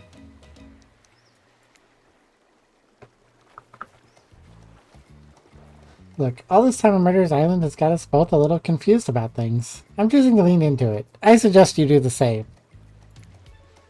You've seen her get mad, which is probably enough to scare you into compliance. But you've also seen that there's a more sensitive side hiding within her. Which one do you think will win out? You consider our offer, but before you can decide if you want to go off Spirit, the Wraith interjects. Honestly, Spirit's great. She's the only one around here that doesn't totally get on my nerves. I guess you've got good taste. I don't know. We can hang out and I can show you some cool stuff if you want, or... Ugh. Forget I said anything. Tough choice. You quickly weigh your options. Quickly. Because you can only go on one date today. You also don't want to get hacked into pieces for saying the wrong thing. It's always good to remember that these are all cold-blooded killers, but you know what they say. When life gets you lemons, you make lemonade. And then die a horrible, retching, writhing death after drinking it because the lemons are poisoned all along. Sorry, this island has really gotten me tilted. So who will it be? Clearly it's gotta be Spirit. I gotta go Spirit. You've made the correct decision. But know this, just because you picked me, doesn't mean I'm gonna slobber all over you like a dog. Understand? Well, of course You've still got a lot to prove with me. I want to believe that our connection is real. But I've been hurt before. Literally. With a katana. A katana that I now wield. In spectral form. You feel me? Because you will feel me. If you try any of that macho trapper crap. Yeah, I feel you. Before you ask Claudette and Dwight to clarify, I'll just let you know that yes, it is too late to change your answer now.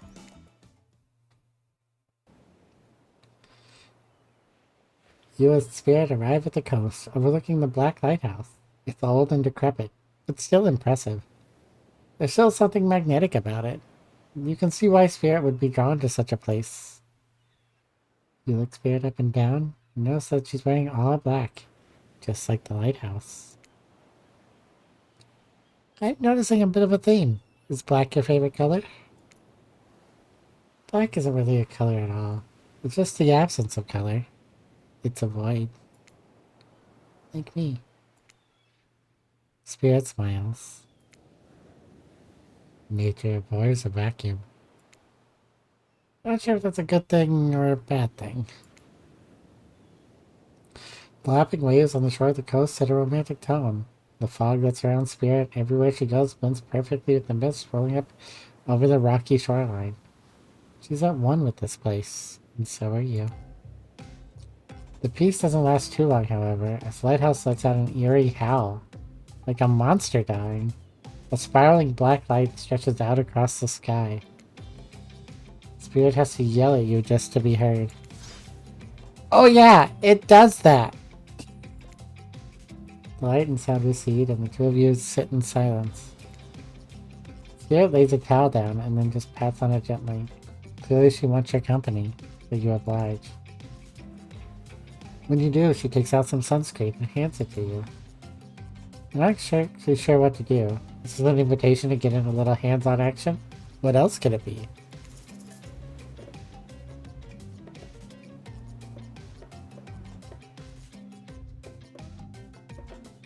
No thanks.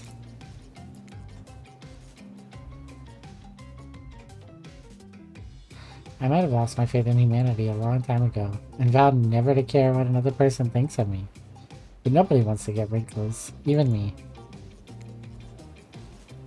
You watch a Spirit apply sunscreen to herself in the most unique way, by floating her own hand around her back and spread it on.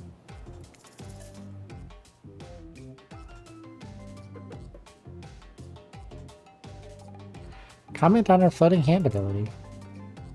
Why don't your hands just float around you like that? It makes things way easier than I can. It's almost like you're some kind of superhero.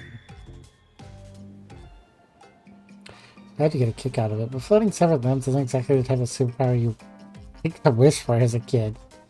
I'd much rather be able to read minds. Maybe that's why some people act the way they do.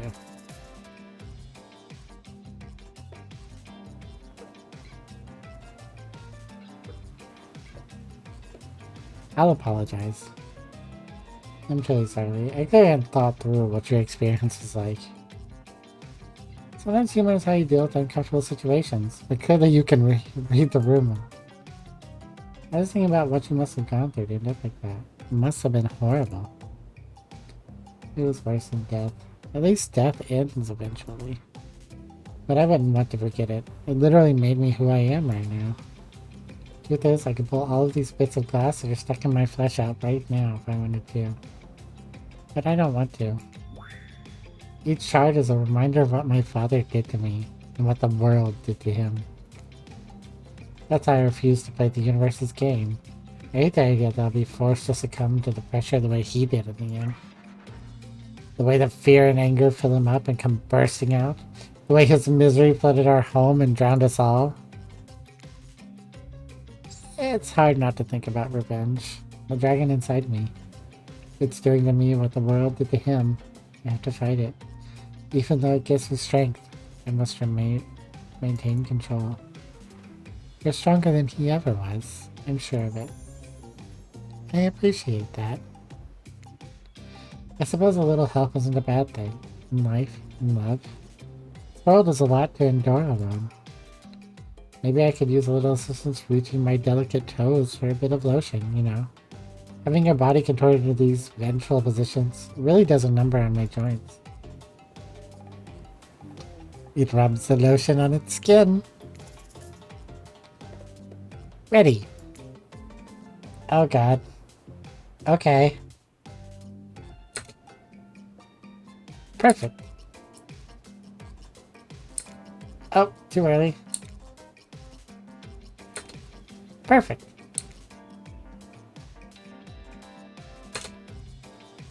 Not bad.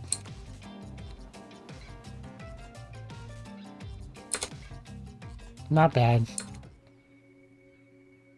Well, I suppose that lotion made it to where it was supposed to be going eventually. And you weren't too incredibly wasteful. I'm not a woman who believes in rushing through things just to get them done. There's a next time. I'm sure you'll do even better. Look about the lighthouse. It's ominous dark from hovering above this moment between spirit and yourself. Evil as it clearly is. In this case, it does you a solid by putting out another ominous moan and burst of black light that rescues you from this awkward silence. Oh, it's a boat! Seemingly out of nowhere, an ancient-looking ship appears in the water. It glows, itself a thing of death, a spirit of a ship that once sailed the seas centuries ago. A tattered black flag whisks in the ocean air above the ship as it careens towards the shore. Or crashing on the rocks. It must have been drawn in by the lighthouse. You hear the distant shouting of sailors as the old wooden ghost ship breaks up and sinks into the water. Alright, it does that sometimes too. Should we, do something? Nah, the sharks will take care of it. Within a minute, the ocean is quiet again, except for the waves. Note to self: hungry sharks. But these time-traveling pirates, or whoever they were, you're half sure you saw one of those skull and crossbones flags. Aren't the only ones drawn here today. It's Wraith! No, not Wraith! I didn't come up here to break up your date or something. I came here for that. Wraith points to the lighthouse. He was indifferent to his attention.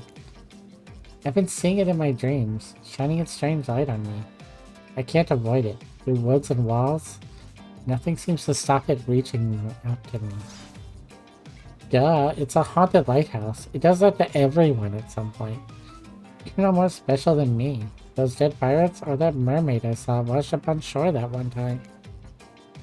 Ew. Mermaids, by the way, aren't even close to as beautiful in person as they are in movies. More sea witch than underwater princess, if you get my drift. It's all part of a vast conspiracy, an epic river of lies that runs beneath the island, or something. I'm pretty sure I figured it out, the basics anyhow. If you come with me, I can... You can get cut. Spirit waves her katana, nearly trimming a couple of buttons off a raised tropical top. He takes the hint and backs away a few steps slowly. For the quiet guy, he really never shuts up. Okay, be that way, you'll see. Alone at last, tension broken, deathly moans quiet, and Wraith banished back to wherever he hangs out. You scooch closer to Spirit, breathing in the damp, foggy air that seems to emanate from her. It's not quite clear how that whole fog thing worked, but you don't even care. You're feeling this moment. Spirit seems to be feeling it too. She starts to adjust her robe, and you get a peek at the bathing suit underneath. For someone who seems intent on proving how little she cares about what everyone else thinks, put a lot of work into getting that suit. It's got straps for days. However, you're so focused on what's happening with Spirit, you don't see the next interruption coming. And Claudette and Dwight burst in on you and interrupt whatever you were doing. Didn't seem like they were worried they'd bump into much. We're here to make a very dramatic announcement. Well, technically, we're just here to invite you to join us back at the beach. But we'll be making a very dramatic announcement. It's hard being the producers and the hosts. Aren't survivors supposed to work in groups of 4? That does sound better. That sounds more efficient to work in groups of 4.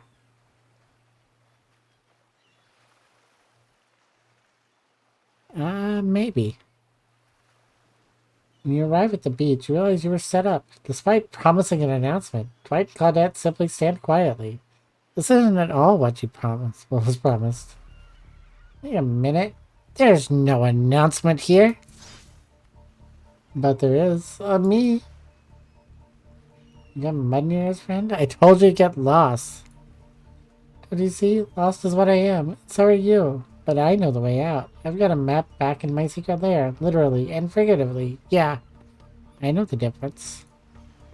That's why you should ditch Spirit and come spend the rest of the night with me instead. You've got a secret lair? Who said anything about a secret lair? And I've got sap in my secret hair. There's a flap on my secret chair? Don't chase the subject. Don't ask me what he's talking about. You're trying to make a mess of the first nice day I've had in I don't know how long because it's unclear what year it is. But it's in a while. I'm not to be ditched for the likes of you.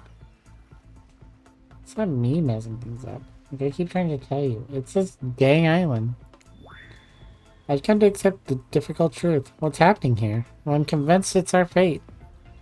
It's not anyone's decision. It's simply the way it will be. There's no use fighting it. What do you even know about fighting? All you know is hiding in your spooky little secret hair and crying like a baby while ringing your little bell. So don't tell me what I can and can't fight back against. I was born a fighter. A dragon lives inside me. I can't not fight, even when all I might want to do is hide. Don't you see this giant hat? It's a metaphor. If I do have a fate, my fate is to win every fight that comes my way. Got it? Folks. Oh, you hide. I've seen you hide. You do your little phase walking routine. What do you call that? It's basically cloaking. We all know that cloaking is a type of hiding. Folks. You cloak. I don't cloak. I'm not a cloaker. I phase walk out in the open. You just can't see me. You have no idea what they're talking about. This sure sounds like some video game community forum thread. Minutia, if there ever was such a thing. Not that you know about that either. Sure doesn't seem like Dwight and Claudette are going to stop this, so it's on you. I was brought here to make this choice, so I'm going to do that now. And I choose Spirit. She has a sword. I like swords. When it comes down to it, neither of those two seem easy to love. Damn, Spirit literally has broken glass shards sticking out of her. But she has a certain charm in her gloom. And a sword. This is also true. You and I were actually having a nice time. Besides, it's my fate to end up on this island. Well, to hell with fate, really. No, don't take this wrong way, Wraith, but the amount of awkwardness you pack into a single day? No wonder you're so skinny. All that second guessing yourself must burn a lot of calories. No offense taken, yeah. It's okay, it's true. I can be a little awkward, I guess, sometimes. Right, so I'm gonna stick with Spirit. Spirit breathes a sigh of relief. I've got enough revenging to do without having to kill you and Wraith, too. Hi, sassy. Spirit walked you around a corner to show you something that she discovered in this place and it was meant to be connected with her journey. A cherry tree. A cherry... I love sakura trees. They turn pink and they're pretty.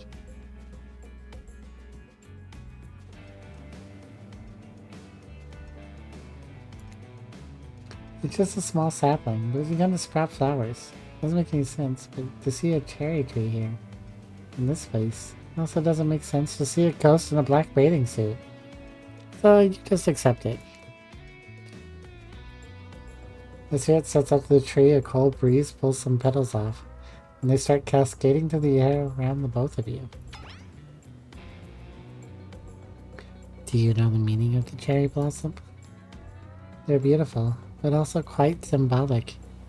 Of course, like all good symbols, their meaning is pretty complicated. What do they mean to you? For many people, being among cherry blossoms is like being at a celebration of life. People travel great distances just to be near their vibrant beauty.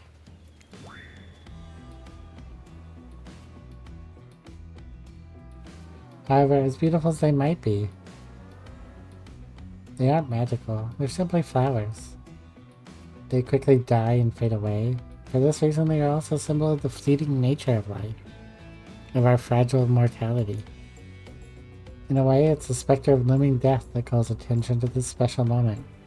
To see and appreciate life. How does that duality make you feel, Digit?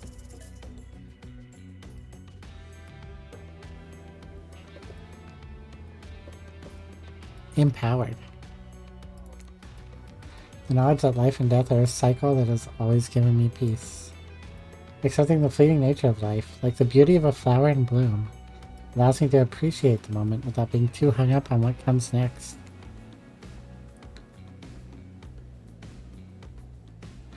As you explain, spirit eyes begin to look sad to you. You're not sure why. It's not the happiest topic, life and death, but why should that matter? And then it dawns you. Spirit has been trapped in this ghastly state of death, no hope to cycle back. No rebirth. Her moment of blossoming, life long gone. That scary time of death and decay that comes after the good part, that's Spirit's eternity. I feel like an idiot. I wasn't talking about you. I wasn't even thinking about you, I just... You answered from the heart. I can't let that bother me. Our priorities are not the same. I have ammunition. Once the fallen cherry blossoms represented the souls of samurai warriors. Those with noble characters, those who did not fear death, who were killed in the greatest sacrifice to honor their emperor. Their lives were short, but their purpose gave them beauty. Those warriors saw death coming, but they never despaired. They stood and faced it. They held their swords and struck down their fear. My life has ended, but my death continues to stretch on. The cycle is frozen. The cherry tree? It's not real. Though its petals fall, they soon replenish. It's as if it were installed here by someone. By something with no respect for the balance of life and death. We're sorry to interrupt. You know we don't believe you, right? But this time we've got a really good reason. And it has nothing to do with us being manipulated by an unseen force, because that's definitely not happening. Nobody accused you of that, but okay. We're just here to tell you that it's time for dinner, silly. Get it while it's hot. I guess it's time to go or whatever. Thanks for spending some time with me today. I enjoyed it. Me too. What a fun day you've been having. I can see it written all over your face. You're shining. And that's not just the remains of extra sweat from spending an afternoon courting a psycho killer. Now you really are feeling this whole romantic experience. Don't worry, I'll keep your dirty little secrets. But enough gentle ribbing. It's time to get back to business. All the appetizing singles have arrived for dinner, including Trickster. Wraith is here too. We're not going to do the gag where we cram them all on screen at the same time again. But just believe me, they're all here, and they're just as sexy and demented as you remember them. With your love on the line, everyone is being very careful not to offend you by saying the wrong thing. Congrats, by the way, on getting this far. I'm as surprised as you are that these four are falling for you. No, not because of your personality, but because you just met them yesterday. However, since such seems like the biggest long shot to end up holding onto your heart, she throws caution to the wind and speaks up. It's a pretty small consolation prize for being the least loved killer on Murder's Island. But hey, letting them have this one moment in the spotlight is the least we can do. And heaven knows they won't do anything better than that. Since it seems like I'm going to be alone forever, I'm focusing on myself. I have hobbies of my own, you know. Besides stealing, kidnapping, and killing, cooking is my passion. Tonight we'll be feasting on a succulent squirrel appetizer, with roasted elk as the main, served with a side of mushrooms. Those mushrooms are probably poisonous. An elk, huh? More revenge for the elk that killed their mother? I had a nickel for every revenge-obsessed killer on this island. I'd have some number of nickels. Certainly more than a few. I personally hunted, killed, skinned, and prepped our meal. I even picked the mushrooms myself. Oh, they're definitely poisonous. And cheesecake for dessert. What, not Russian enough? So one-dimensional, you know. Dinner will be served shortly, but certain power brokers would like to know about your day. Would you like to share your day with the rest of the group? You've had an interesting day, that's for sure, but how will you describe it to the others? Say too much or too little, and it could affect your standing with the group. Okay, but don't just sit there saying nothing. Nothing is not an option.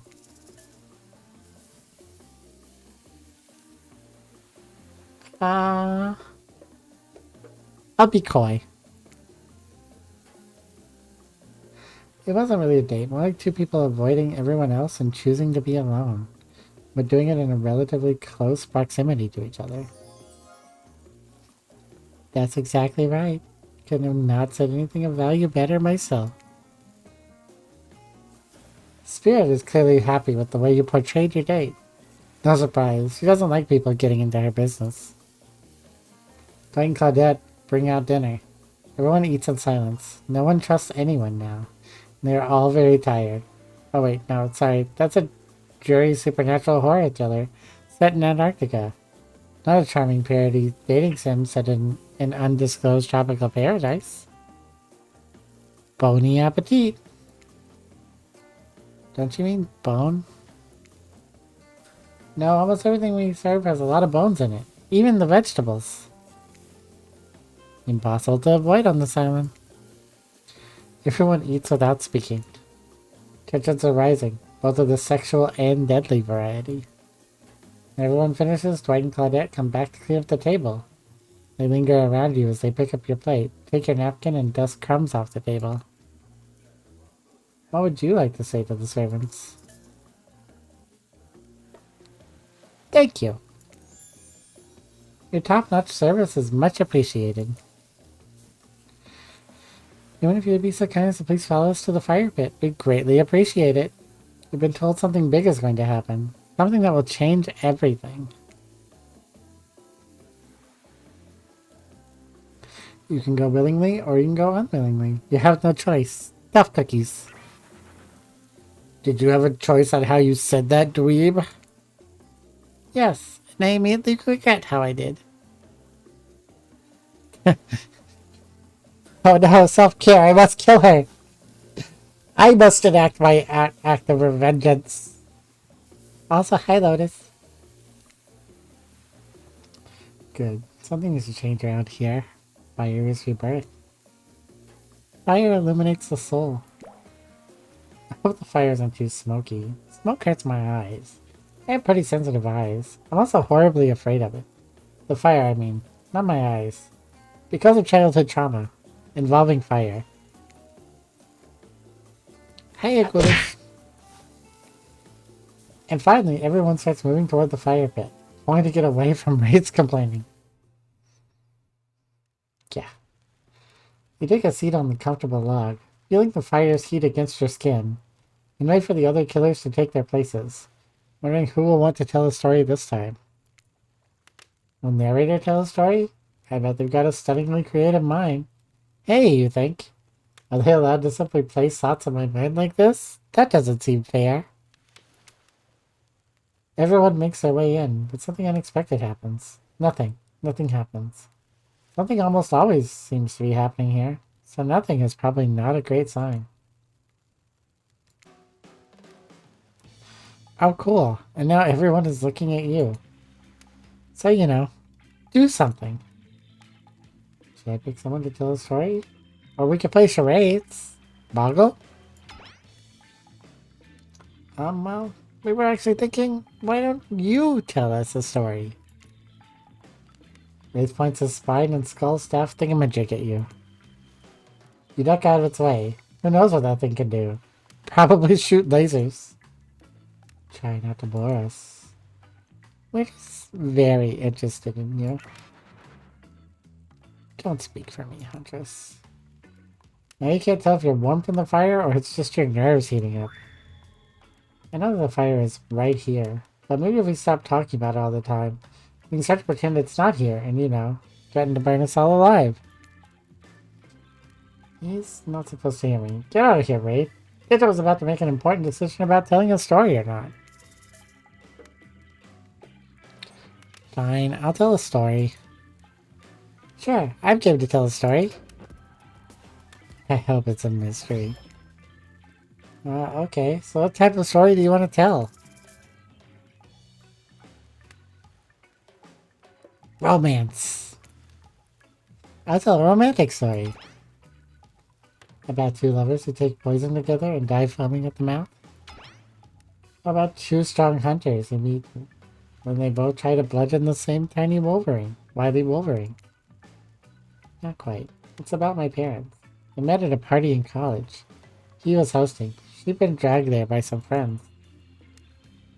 They couldn't have been more different, and yet, as the night went on, they were drawn to each other.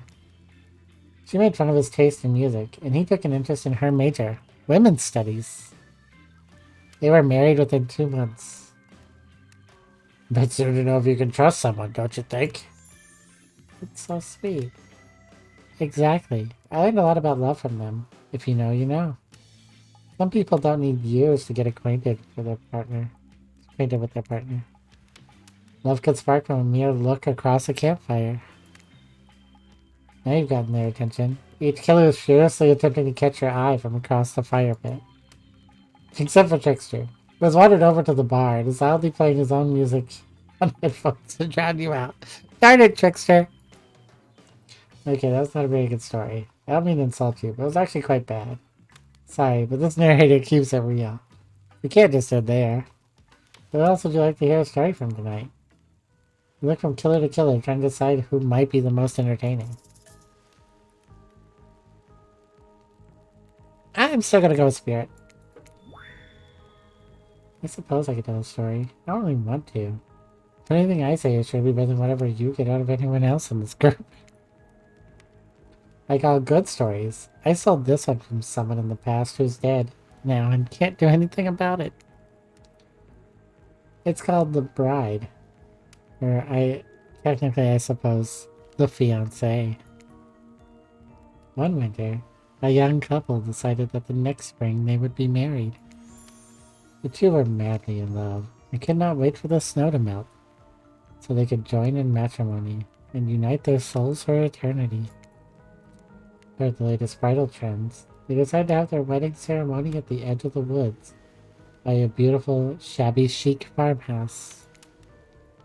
Together, they spent months planning the details of the wedding. The two created invitations, figured out seating arrangements, and tasted 100 cakes before setting on the perfect one. They chose something I can't pronounce, by the way. So fancy. I know that Lex Luthor once stole 100 cakes. When it came time to figure out the decorations, however, the bride, or the fiancé, I guess, since she wasn't actually married yet, wanted to take the lead and set the style. After all, her boyfriend had been wearing cargo shorts and open-toe sandals for pretty much their entire relationship. So he was definitely not to be trusted. Having decided on such a lovely natural setting for the ceremony, Fiancé decided that she would create unique floral arrangements from the local wildflowers that surrounded the farmhouse. As soon as the sun rose on the first day of spring, she set off into the woods. Each day she spent hours mapping out where the best blooms could be found and prepared to pick them herself the morning of the wedding, so that they'd be at the height of their freshness and beauty. Enamored with the incredible variety of flowers in the woods she surveyed, the fiancé, since they had not yet been married, became obsessed with knowing just how many there were, so she could choose the absolute best. When the fateful morning of her big day finally came, the fiancé told her husband-to-be that she had one final errand before the wedding. Excited for the ceremony to come, she dressed in her beautiful white gown and set off into the woods to gather flowers. Treading carefully, she followed the route, selecting only the best stems and collecting them in a basket. However, when she came upon a familiar clearing, something was not as she expected. Somehow it was even more beautiful now than it had ever been before, and just on the edge of her view was a new bush filled with blossoms, so vibrant and colorful, she became dizzy just looking at them. But the fiancé ignored her sudden spell and pressed ahead, skipping up flower after flower, and every time she did, she noticed just further ahead, and possibly even more beautiful blossoms. Carried by the sweet fragrance of spring air, The fiancé cut farther and farther into the woods until she turned a corner, stepped over a mossy fallen tree trunk, and realized she had been here before. But this wasn't the clearing she remembered, or at least not how she remembered it. The flowers were suddenly overripe, decaying, falling from their stems into festering moldy piles on the floor. Where bees had been, now only flies buzzed. Where the scene of flowers once intoxicated her, the odor of mildew now made her sick. She turned and looked back, but the path was dark. Into a shadowy glen she walked, and walked.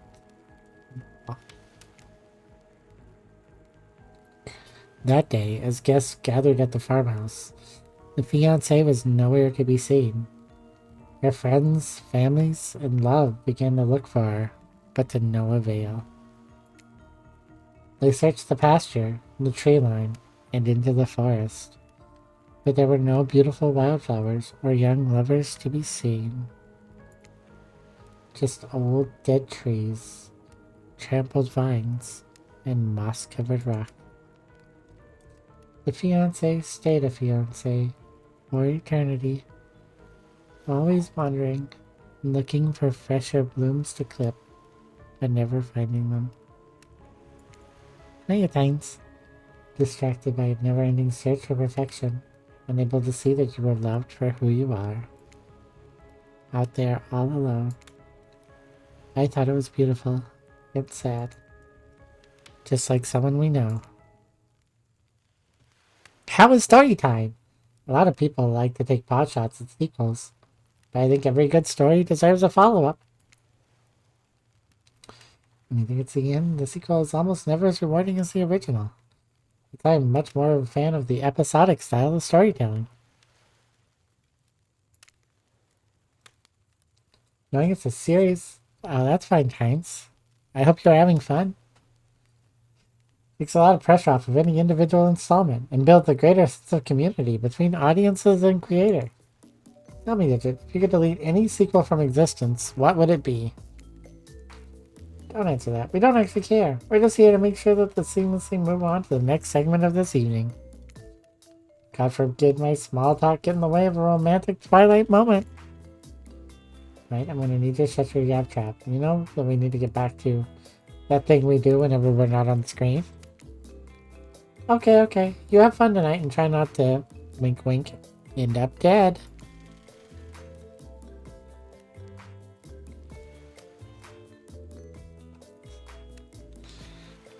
I think trying to die.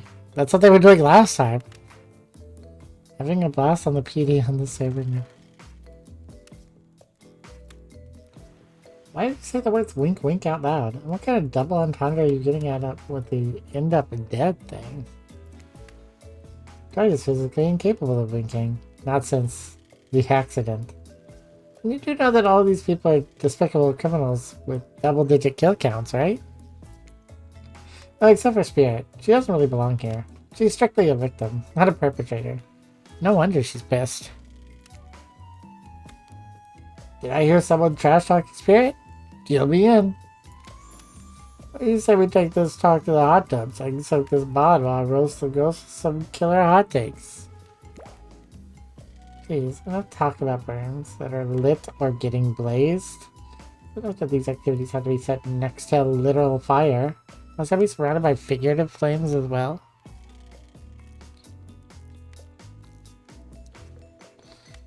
Really? You were hit by John Deere? We turned and ran as far away from this place as we could, just you and me. And those spindly legs? You'd probably just tire before you got too far. It's running away to someplace more secluded, bitches, after. You should obviously join me.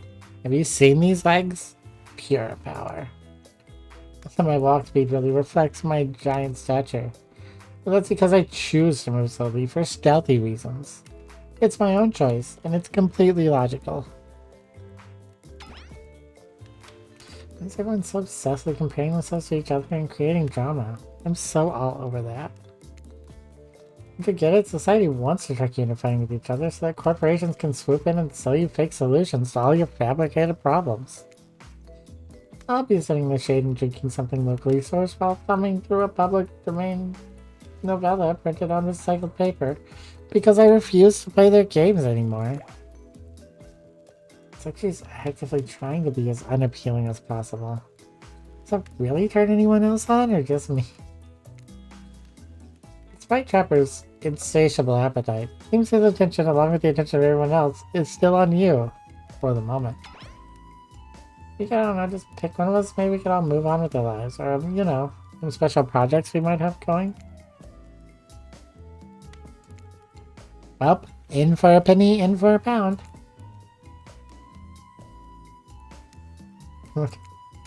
Which killer will you pick? And yes, we're back to excluding Trickster because, ugh, that guy. Also got pulled over in a delivery van and the cop told me you caught me. Oh, you told that story on stream. Yeah. Oh, you picked me. Yay. Sorry, that was rude of me. I despise phoniness. I should be honest with you. You make for interesting company, and I love the idea of winning over these other killers at all costs, even when I hate the game and the prize. But I had a long day. Loading, subverting expectations, grinding my teeth as I imagined sweet, sweet revenge. It takes a lot out of me.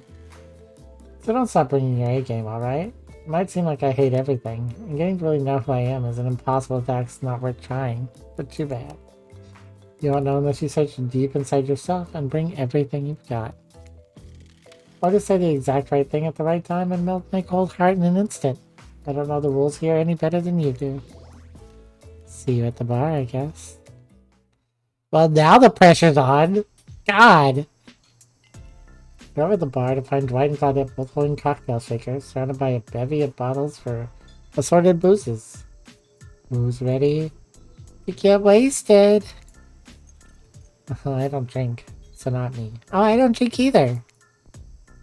You really don't drink ever? So like because it will just fall out of a hole in your stomach thing, or? I don't drink alcohol because alcohol is poison of the body and the mind. I don't need to act like a fool to have a good time. Why did you choose a mixology lesson as your romantic nighttime activity? Anyone knows this kind of date is just an excuse to get loaded up on booze and make terrible decisions. I'm a terrible decision! That's what I'm hearing. Here, no single person has ever learned anything at one of these. Right? No, that's not true. You learn how to tie a cherry knot and stem using only your tongue. Whoa, whoa, who ordered the soda to splash in my private business? Because that's off the menu. Nope, I know what I'm drinking to forget tonight. Mixology is a real thing, and it doesn't require alcohol to be interesting. I'll have you all know that I worked at a restaurant before I was violently executed. By your father. On whom you will have your bloody vengeance. Right. Well, so be it. How about you, Digit? Do you drink? I actually don't, but I think the game's not going to like that. I'm sober.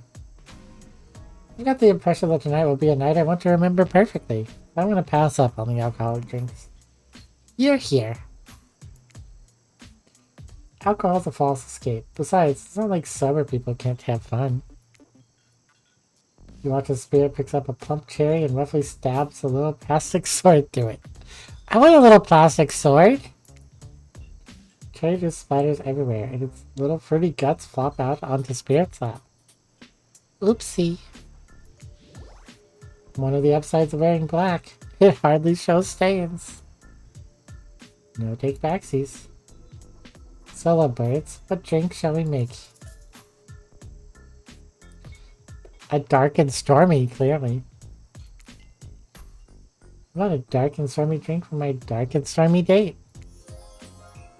Okay, that one is cute. Please, allow us to demonstrate how a dark and stormy is made. First rum, or in this case rum extract, and a bit of apple juice is poured over ice. And then fresh ginger beer is added in. Garnish with a lime wheel. And drink. The end. Do you think you're up for the challenge of replicating this recipe, Digit? Replicating rum substitute and ginger beer over ice? Don't forget the lime wheel! Lemon soup and ginger beer over ice with a lime wheel. Sure, I appreciate your time, but yes, you got it. You're a natural. A sassy natural. You and Dwight might have more in common then. Don't you dare. She seems to love him as she sips her dark and stormy. She's not even rolling her eyes at your petty behavior. On cue, a little dark storm begins to make its way in from the ocean. You taste your own dark and stormy as you watch the clouds approach. It's quite refreshing. Isn't this fun? Honestly, it's the most drama-free fun I've had since I got here. Sassy natural. And if you take this simple but delicious drink, you've got plenty of time left to relax. Want to make out a little? You breathe in a sip of your drink and immediately begin coughing. Before you can get a yes out, lightning strikes a palm tree on the beach and it immediately starts a fire. The activity ends abruptly as Claudette and Dwight usher the two of you away from the bar. Darn it. The Sky Gods. The gang's all together again on the volleyball court. Seems like only yesterday you were sitting on the sideline watching everyone get ready. Because it was? Well, it feels like I've been here a lot longer than that, actually. It's so late that the sun is already beginning to rise. Better get this over with quickly so that you, can get some beauty rest. I do not recommend the eternal damnation of perpetual narratordom. Yeah, no, I'm having difficulties with it. My throat is getting very tired. Good thing you really used your time well, then. Really, getting to know the gang, the brain, the mogul, the basket case, the psychotic budding girl. You know, the 4 types of people. Anyway, everyone is gathered on the volleyball court for a new type of game. Pick your dream date and see who Digit chooses.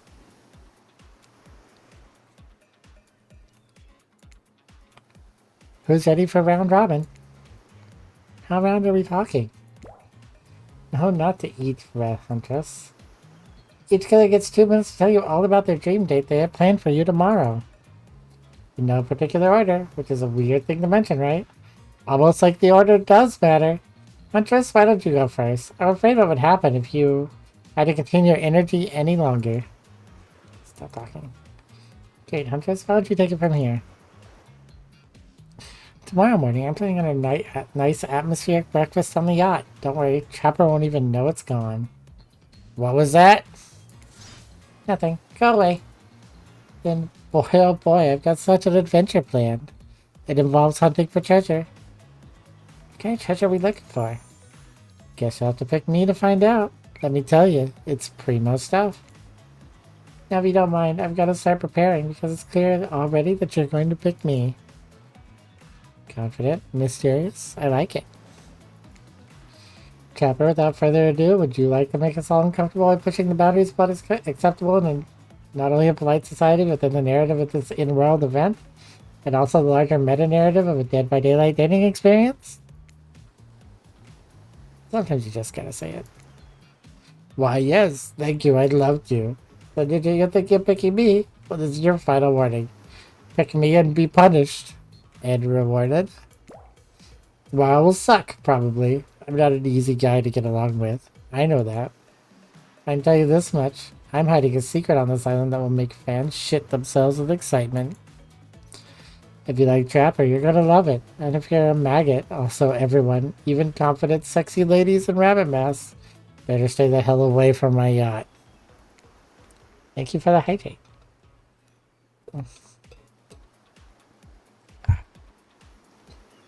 Sorry, anyway, Wraith. Well, I don't know. I'd really prefer to just tell Digit privately. I don't really know how that's going to work with these game mechanics. He just whispered it. Wraith considers this for a long moment. Too long. That's fine. Without moving, Wraith lowers his voice to a barely audible whisper. And then I can finally tell you about what I've been working on. It's going to be really special. The kind of thing where we will really bond. And maybe finally get off this island. And maybe then we can go on a real date. You done? That it? Wraith nods, proud. Hit us, spirit! Figuratively. Damn it, Dwight. Gotta watch your words with these people. Tomorrow you'll spit in the face of God, die and be reborn anew. That's it? If you're not intrigued by that, I don't want you. Go draw crayon art with the Trapper, or dig up whatever mysteries with the Wraith. I don't know what those guys do all day. Do you want to at least specify which god you'll be spitting in the face of? All of them.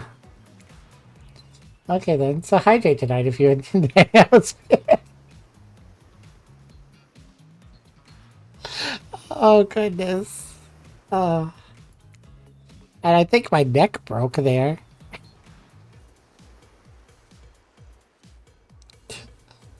Oh no. Oh.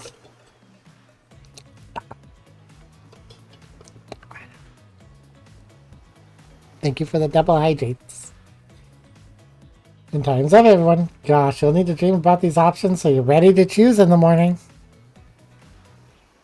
Now go dream about all those swoon-worthy options so that you're ready to make a choice come dawn. You need it. We know who you're picking, right? Yeah. Did you two forget to mention something? How can we forget before you run off to slumber? Peacefully, there's one more thing to do. Not reality survival dating competition parody would complete without singling out one of our contestants who is already teetering on the edge of a psychological break and giving them a little push. Hold up, has this been a survival dating competition parody this whole time? And I'm just now finding out about it? Come on, the signs are there. You just didn't read them. Welcome to Murderer's Island. It's now time to eliminate one of the killers. Ugh, it's like a butchering, but it hurts even worse. You can't kill a killer, but can you break their heart? Do you dare to even try? Yes. You mean? That's right, tomorrow one of these sexy slicers will not be eligible to take you on a date. Who's it gonna be? But why? Because it's dramatic? No, I'm not. Lies. Because it's surprising? Because it's a classic reversal of fate? And it will hurt someone's feelings. Someone dangerous. What's it gonna be, champ? What's your thought process here? Trapper seems like he might throttle you in your sleep if you eliminate him. That being said, at least you'd see him coming. Spirit could be anywhere. She floats, and I hear she can disappear. Hard to track. If you get rid of Wraith, he might cry. And although I totally support normalizing men crying and being vulnerable, it just seems like he might be an ugly crier. Huntress, she might pretend to be okay with it, but then you'll start seeing her behind every tree.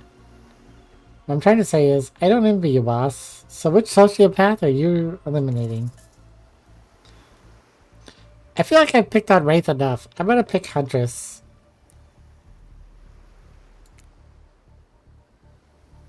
I hate to get rid of anyone, mostly because you all scare me so much, but also because it doesn't seem fair. But life's not fair, is it? With their strong arms, they could probably hurl me back to the mainland, a place no one has ever seen. A tragic backstory she loves to bring up whenever there's a break in the conversation. Huntress, I'm describing you. This hurts, but I have to eliminate you. Honestly, this is a bit of relief to me. I don't have to constantly try to impress you. It's been exhausting. Tonight this fancy attire is coming off and the sweatpants are going on. Tomorrow I think I'll stand in the ocean and catch salmon with my bare hands. Yes, I said bare hands. Now that you've broken the heart of someone heartless, you should go get some shut-eye. And don't worry too much about the broken heart you've left behind. Because of course, they'll be receiving a consolation prize. They might not get to go home with Digit when this is all over, but they'll never sleep alone again. That's right, we're sending our eliminated player home with their own mostly new Trickster body pillow. The next best thing to the real Trickster. It might not hug you back, but it definitely won't try and stab you. And how do we know? Because I tried it. That's right, it's Dwight tested. Glad it approved. I hope you sleep well tonight, Digit. You're my hero for what you've accomplished.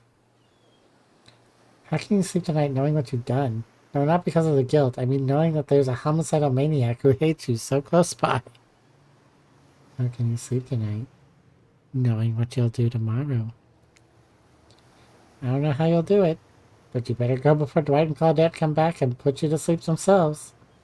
You know those two. Schedule, schedule, schedule. Wow, what a crazy end of the day. An elimination? I didn't even know it was that kind of game. Let's check in with everyone, especially with our loser. Everyone deserves a send-off. Huntress's eyes are filled with anguish. The bunny ears on her mask have drooped. It's as I feared. I'm a wild animal, an unlovable beast of the forest. I shall diminish and go into the east. Hey! No stealing better books! And remain the Huntress. You are not Galadriel! And I thought Spirit was the emo one. I don't really know what's happening here. I honestly haven't been paying attention. Oh, did it? Sorry, I forgot. I'm focusing on other things. More important things. One way or another, I won't be here for much longer. How would I say things are going? It's a matter of perspective. If Digit's goal is to impress me, but things are going poorly. If Digit's goal is to get themselves killed, they're doing an amazing job. Do I think there's a chance I might get eliminated? Yeah, I did. Did I care if I got eliminated? Not even a little. Does the volume of words I spend talking about how much I don't care about things signify a deeper yearning within me to be seen, heard, and validated by those around me? Nah. You're not a part of this. You don't get a confessional. It's cool, man. I'm not part of anything, you feel me? I'm not a cog in anyone's machine. I'm my own machine. The little thing is pretty cute, though. Charmingly low budget, old school marketing vibes. GL. Kinda wish I wasn't so busy right now. I'd definitely be down with the reality show style dating competition with survival elements. I got my new album coming for finalizing the new sneaker line, producing a limited series on my life, starting a new social media NFT crypto app, and doing these private gigs over on IP Island. My dudes, you gotta check it out. IP Island. It's dope. Where the real killers are hanging out.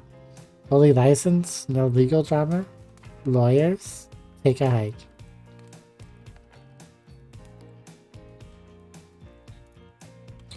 I wouldn't tell everyone the trickster said that about them. Don't worry.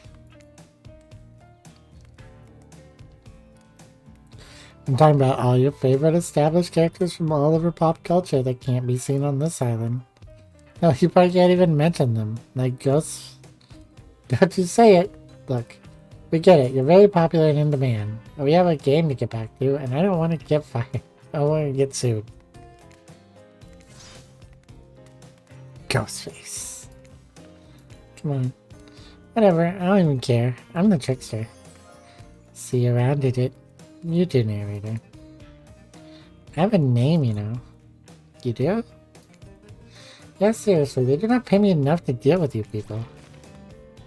Is it my turn? What? No, it's not your turn.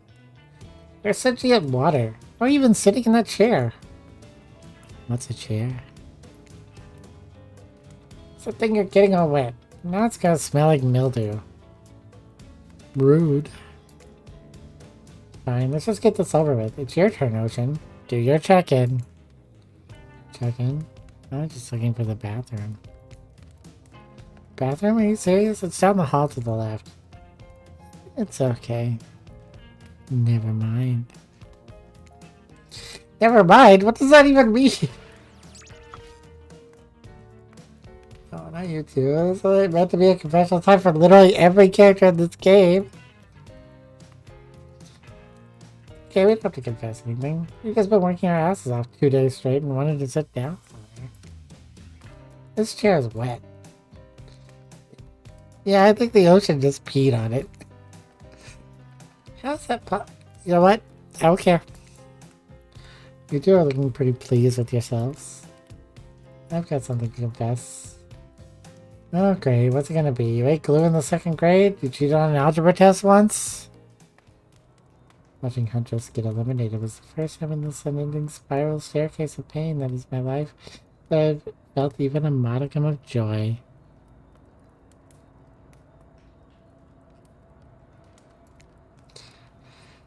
Every minute that I'm alive is a nightmare. This place, the sun, these sweet sugary drinks, it sounds fun for a long weekend, but for an eternity? The unrelenting rhythm of crashing waves and wailing seagulls, it's like a crescendoing song of evil that makes me question every foundation of the universe. Why am I here? Why are any of us here? What kind of sentient being would do this? Please, erase me from this existence. Make it so I was never born. Pull the plug on this experiment and let my soul be free. And please, please get me out of this polo shirt. Okay, let's go to bed, buddy. I'll go to bed. It means eventually I'll have to wake up. Yikes, huh? That was a weird way to end. Ah well, what are you gonna do? Let the camera roll long enough, someone's bound to say something crazy.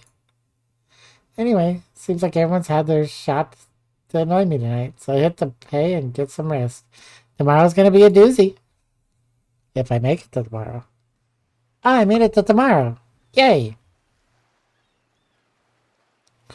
Soft sunlight warms your skin, nudging you awake. Also, you're using a killer crab as a pillow, which it's sort of okay with. What's that? You don't know about the killer crabs? Alright, you didn't go on that Huntress date. You really missed out. It was thrilling. I guess it would have been. You have to play the game again to get that reference, I suppose. You pull on your beach attire and splash water on your face? Dwight and Claudette approach. Does that look on their face excitement? Terror? You notice your stomach flutters with butterflies. Someone's in love. Or you've been infected with zombie butterflies in your sleep. It has happened here before. But it's probably the love thing. It's time. Claudette gestures over to the beach where the killers all stand flanked by tiki torches.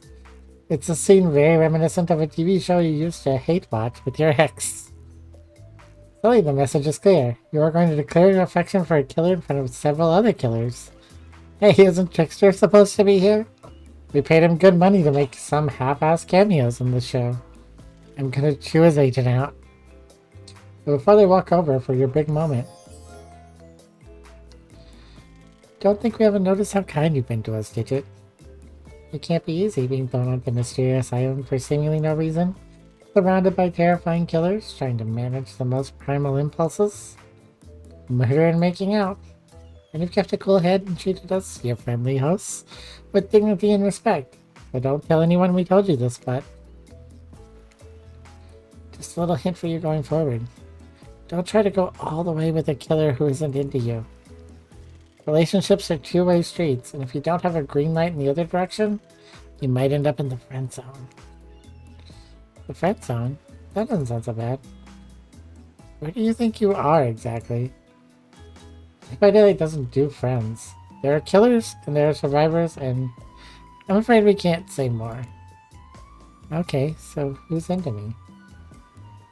Claudette and Dwight look around conspiratorially again. Well, I've never seen Spirit open up to anyone like she's opened up to you. I've seen her open up the insides of plenty of people, but thankfully for you and for us, that's in a different type of game. So you ready? Of course you're not. But too bad, we're on a schedule. You make your way over to the row of hotties. Claudette and Dwight stand off to the side, hands behind their back. It's been quite the 48 hours, and there are clearly sparks in the air. I'm not just talking about this rusty chainsaw, but I do recommend staying away from those sparks. It's time for a newcomer to confess their love. Wait, I have a drum roll for this. No, you don't. But who cares? Who do you choose for your solo date?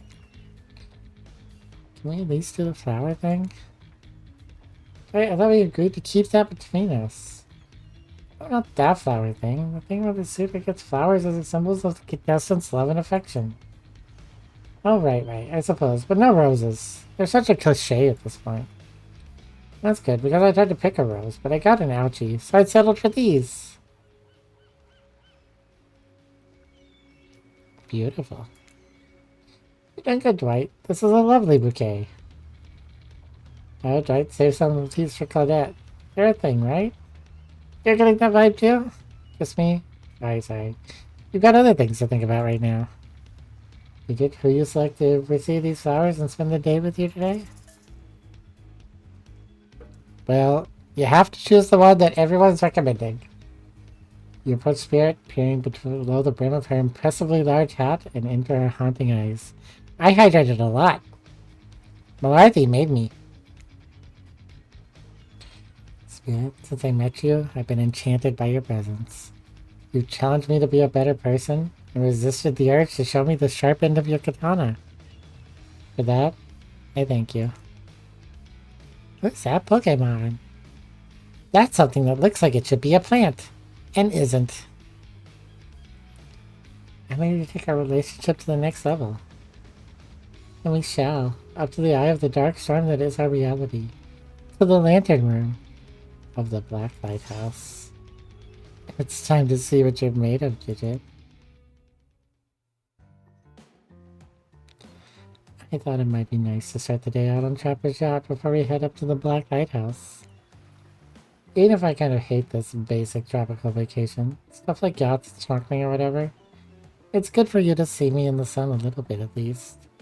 There's more to me than what you've already gotten to experience. I know that my whole vibe can be a little dark. The hat, the swimsuit, the plume of floating hair. That wasn't always who I was. I was a normal young woman once. Went to school, hung out with friends. I even had a part-time job working at a restaurant in town. And then, well, I know what happened. Your father, Yeah, he married me and I woke up as an undead adventurer. That's not what I was getting at. Something else happened to me.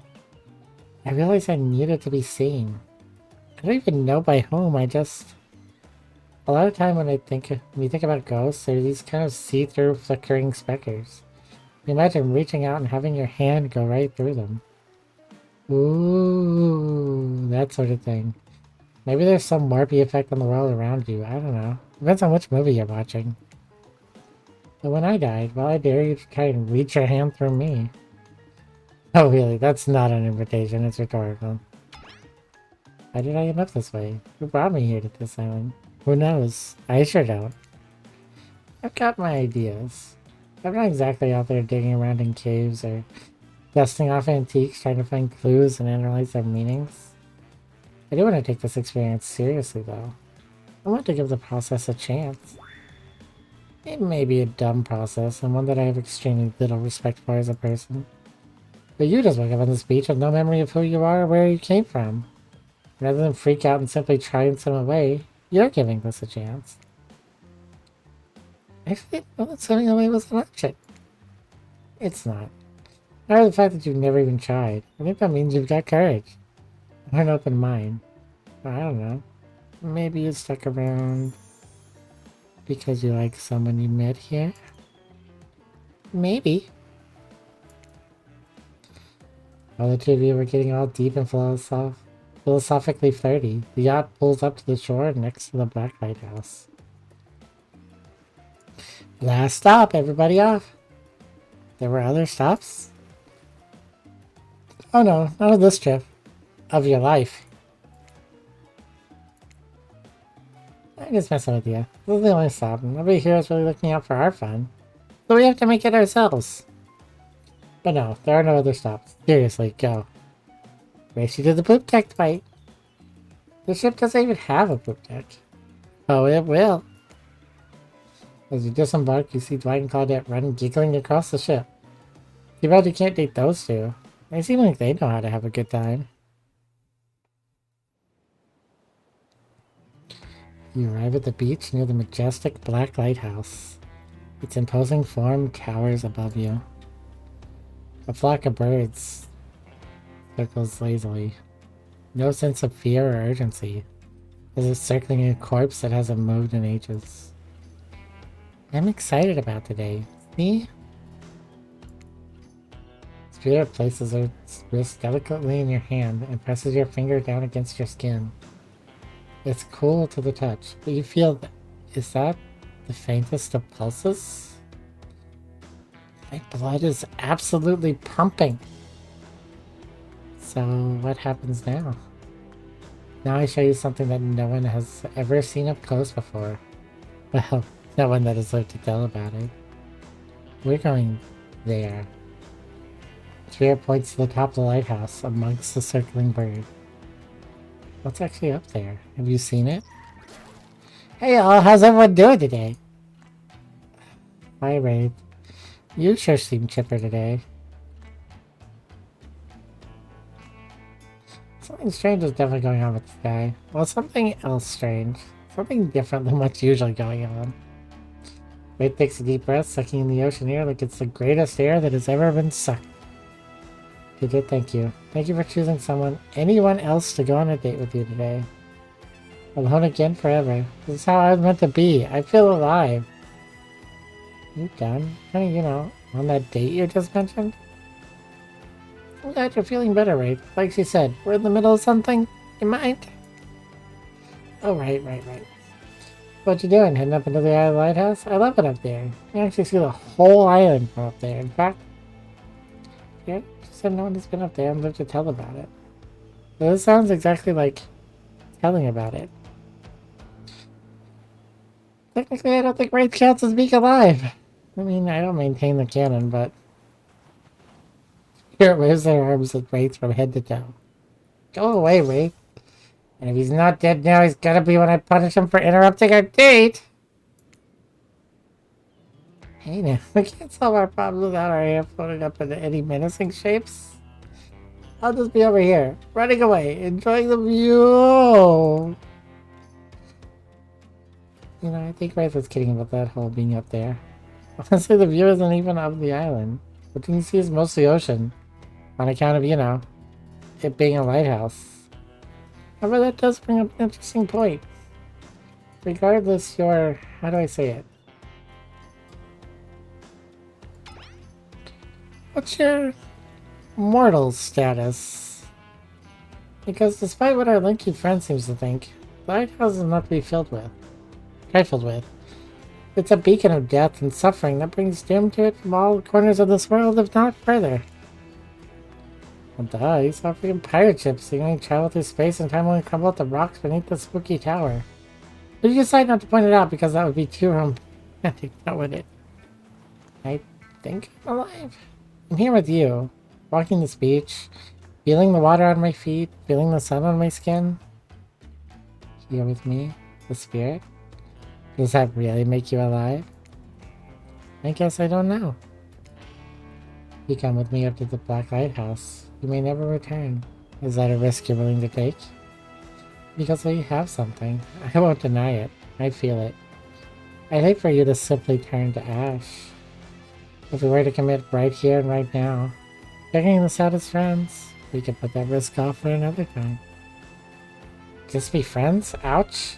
Is that her way of letting you down easy? I don't know if I want that. Friendship. I want you. That's why I chose you. I can't decide this for you. I only warn you that it may not be safe. You might die up there. There's nothing I can do about it. Let's go up and maybe die. Because if I stay here, I might die. Aw, Pop. You didn't have to do that. Thank you. You take a deep breath and think about every particle of sea air as it travels into your body and fills your lungs. It may be the last time you have such a thought, but you feel strangely at peace with that information. I don't need another friend. I want something more. I'd risk my life for it. Spirit smiles a quirky, devilish smile. It's been pretty good. The comedy isn't the best. There's a lot of like fourth wall breaking, but I've enjoyed it.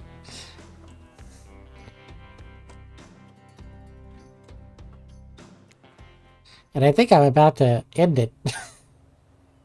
Inside the lighthouse is almost pitch black. It was seemingly day when you stepped through the door, but inside this place is like void. The last thing you see as the final rays of sun leave you is a horrible sight. A petrified body laying on the stairs, reaching not up, but down, as if it had been crawling. Watch your step. The things we do for love. Oh, I love it. I'm a sucker for a night sky. When you arrive in the lantern room at the top of the black lighthouse, you breathe a sigh of relief. The light is out. It's seemingly defunct. Dust cakes the room, and so it hasn't been operated in a century. However, somehow... It was just morning a moment ago, but now it's night? What do you mean a moment ago? I've been sitting here looking out over the ocean all day.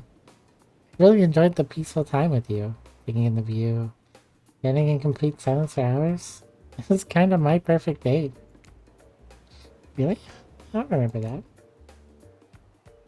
I just called it the perfect date and you can't be bothered to remember it? What kind of game are you playing with me? I want to remember it, it's just that for some reason my mind is completely blank. But hey, I'm not dead. Oh, you're already dead. It had been this whole time. That's true. Maybe we'll never know. Doesn't look like the light is working. Even turned off, the light has a power to it. The massive lens reflects moonlight through itself. A subtle sparkle that has a hypnotic effect. Maybe that's where the day went.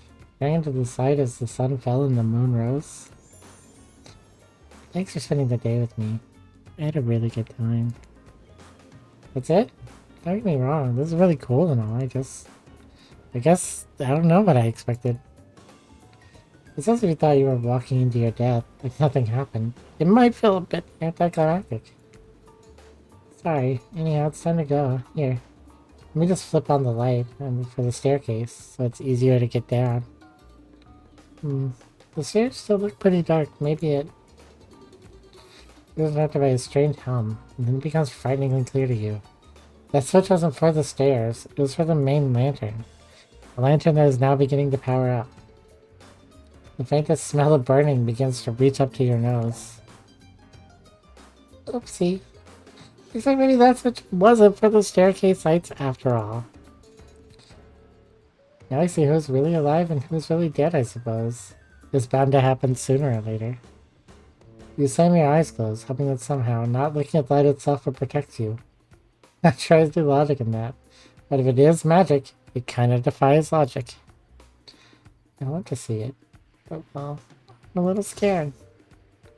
Don't look directly into the light. Open your eyes and look only at me, and I'll keep you safe. Ready. Oh god.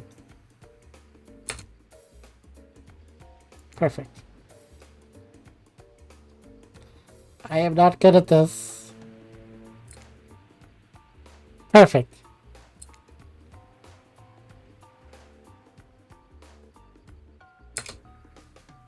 Perfect. Oh no, the fourth one.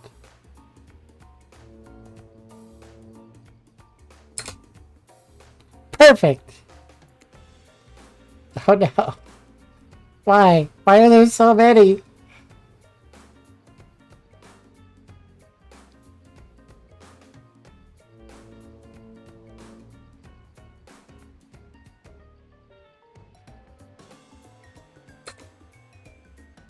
Not bad. Are you okay? You seem okay. I hope I haven't ruined this by pushing you to do something you weren't meant to do. You're so brave. Maybe not so coordinated, but certainly brave. I'm so lucky you put yourself through this for me. It shows that you're real. Despite your attempt to resist it, the incredible force of energy from the black lighthouse light in your eyes refuses to subside. No, it cannot be ignored. And it doesn't matter if you look directly at it or not. In the end, that was just a trivial game. This is real life and real magic.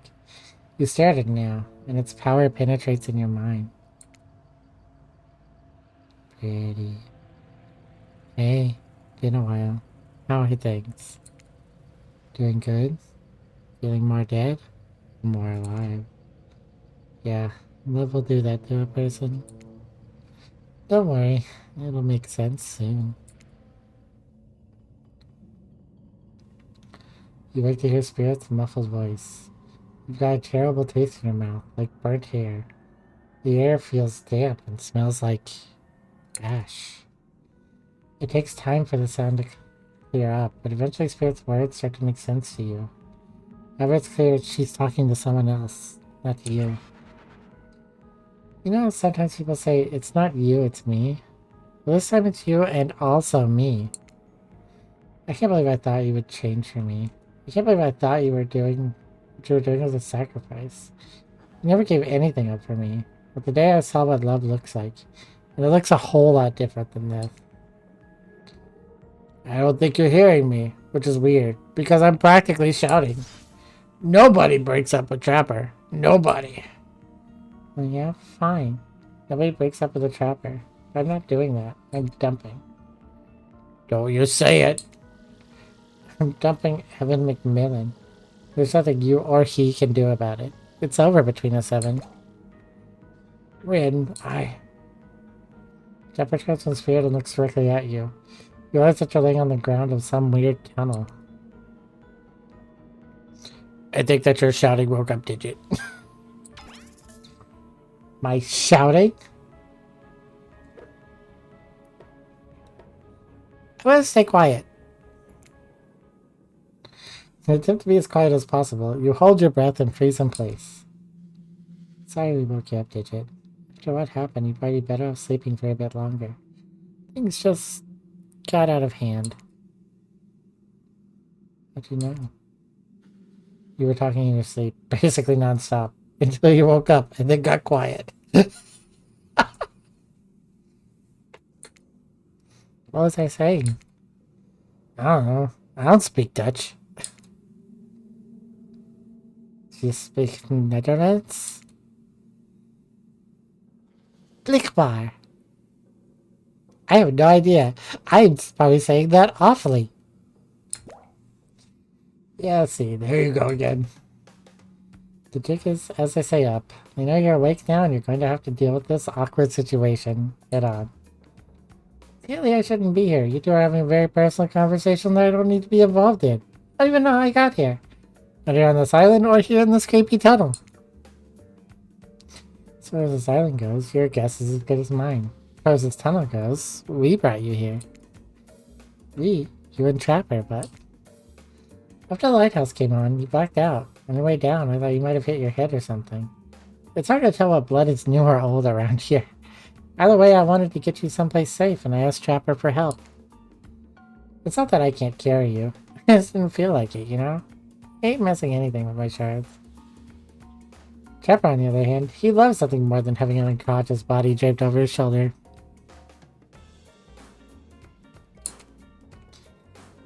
I could have asked Claudette and Dwight for help, but I don't trust them.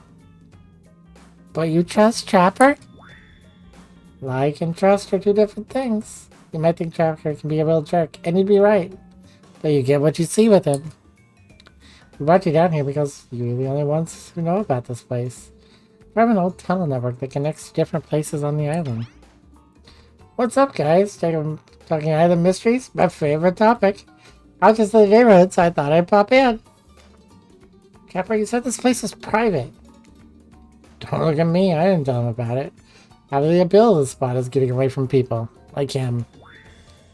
Oh, jeez. I can tell when I'm not wanted. So, you three a throuple now, or?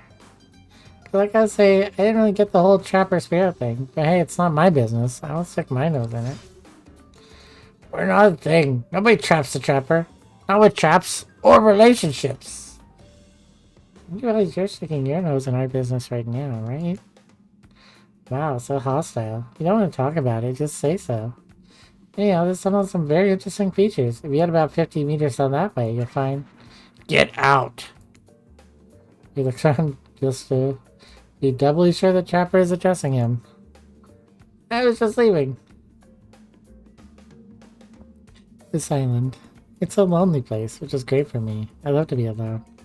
Trapper, on the other hand, he's quite needy. After a lot of pursuit, I finally let him catch up to me. We became, well, I don't want to call it a relationship, because somebody really didn't want to have that talk, but we were more than friends. I dispute the events as told, for the record. I don't pursue, I stalk. I lie in wait. Seeing eye to eye was not one of the things we were good at. So I hate to ask, but I just look into a refrigerator-sized death lamp, so I guess I'm more of a glutton for punishment than I thought. What were you good at? Well, for starters. Excuse me, I'll take that question. Thank you very much. You know anything about me by now. Instead, I'm on a quest. For revenge. Exactly, what you might know, Chap. No, Chopper's a great classical maestro of revenge. Chopper blushes behind the mask. That's one way to compliment a killer. Revenge against friends who had turned their back and betrayed him. Revenge against his father for making him into a monster. Revenge against a barista who wrote Ewan on his cappuccino, knowing his name is actually Evan. Nope, those are lies. For someone who thinks about his range as much as I do, Chopper's an inspiration. Well, they never say date your heroes. Say never date your heroes. They never say date your heroes. Good advice, but I don't think that's a saying. And then you came along to it. You showed me that it's okay to be lost, to feel pathetic, to push on when you have nothing real to offer anyone. That's me. Nothing to offer anyone. Not sure where you got all that from, but okay. No, I agree. I agree wholeheartedly. You hold a mirror to my own doubts and fears and show me that they aren't everything about me. I can embrace those things without being defined by them. You show me what it's like that life after death can be more than just an obsession with revenge and mind-blowing sex on the ground in a dark cave or a dusty old tunnel. Capper nudged you in the ribs of his elbow. Gross. Clearly appealing to Trapper's better features has been a winning strategy for dumping his ass, because he seems to be taking it quite well. The whole half-house dating show parody thing, at first I thought it was a lame idea. What kind of moron thought there was an audience for this? But then we spent some time together and I realized there's something actually real here. I don't want to give up on it. I don't want to give up on us. Listen, Digit, while you were knocked unconscious by some minor head trauma like a total weakling, she had confided in me that she has real feelings for you. I took it extremely well, because I trust her and value her opinions. That doesn't mean I trust you. You want to get her, you'll have to get through me first. By passing Trapper's test. Yeah. Coming to Behavior TV Sundays at 8. Welcome to Trapper's test. Answer my questions correctly or die by my blade. Question 1. What is Spirit's real name? The one given to her by her murderous father, which she only lets her real friends call her. Ren Yamaoka. Okay, you got that one, but don't celebrate yet. Question 2. What lives inside Spirit? A dragon. Sure, everyone knows that, but they won't all be this easy. Question 3. Where did Spirit work back when she was a normal college girl, before she was hell-bent on revenge? A restaurant. I know, to think I would date a waitress. Don't tell my father ever mingled with help like that. He'd be so disappointed in me. Question 4. What's Spirit's favorite color? Black. Are these questions largely superficial? Sure. Maybe I didn't get to know Spirit that well. Maybe that's why maybe that's why it didn't work out for us. Who knows? Question 5.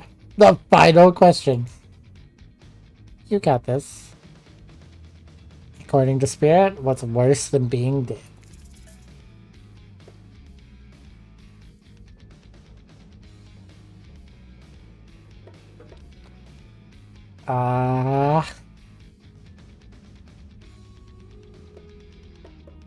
Not being seen for who you are?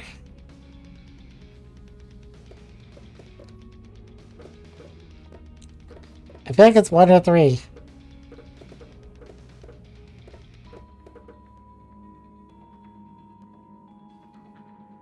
Ah! No, I'm not the same scum variety.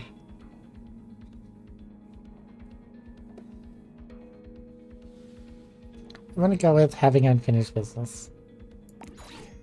No, I was wrong. Look, you got really close. I want to take a moment to applaud you for doing so well until now. That's how it happens when you get a question wrong on Trapper's Test.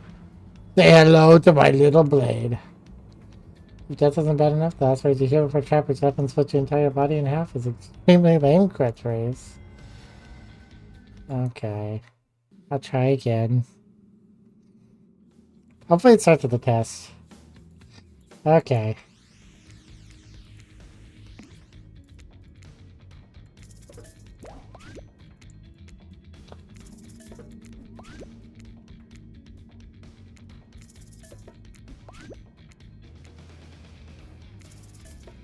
I feel bad I got that wrong.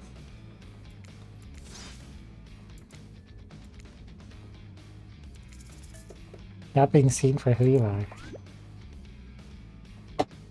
When I pitched Trapper's Test to the Suits of Behavior TV, they told me there's no room in the budget for a new car to be given as the final prize for winning.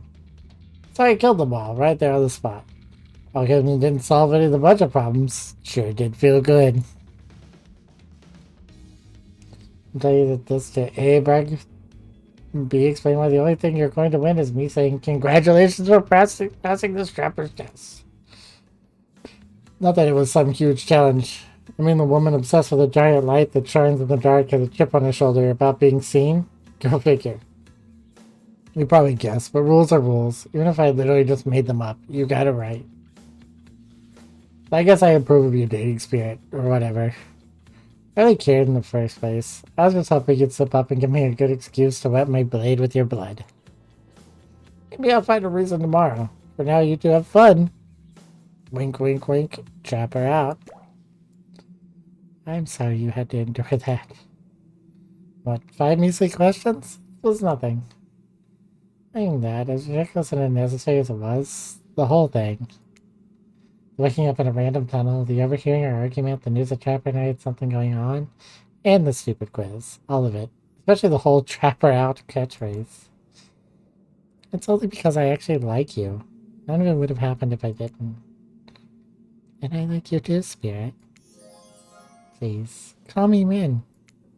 Min. I didn't really like our lighthouse experience. I feel like our lighthouse experience is completed. There's something else I wanted to show you. Alone up in the lantern room of the tower. Get your mind out the gutter, Digit. It's not that kind of game. What's that? Hold on a moment. I'm being told, no, wait. It is that kind of game. Disregard the gutter comment. Come back up there with me. There's no place I'd rather be. You're excited to return to the lantern room of this lighthouse, despite all the drama and worry that was previously a part of this place for you. More importantly, you're excited to be there with Spirit. Which makes it all the more crushing. Hey, when you're right at Claudette and Dwight.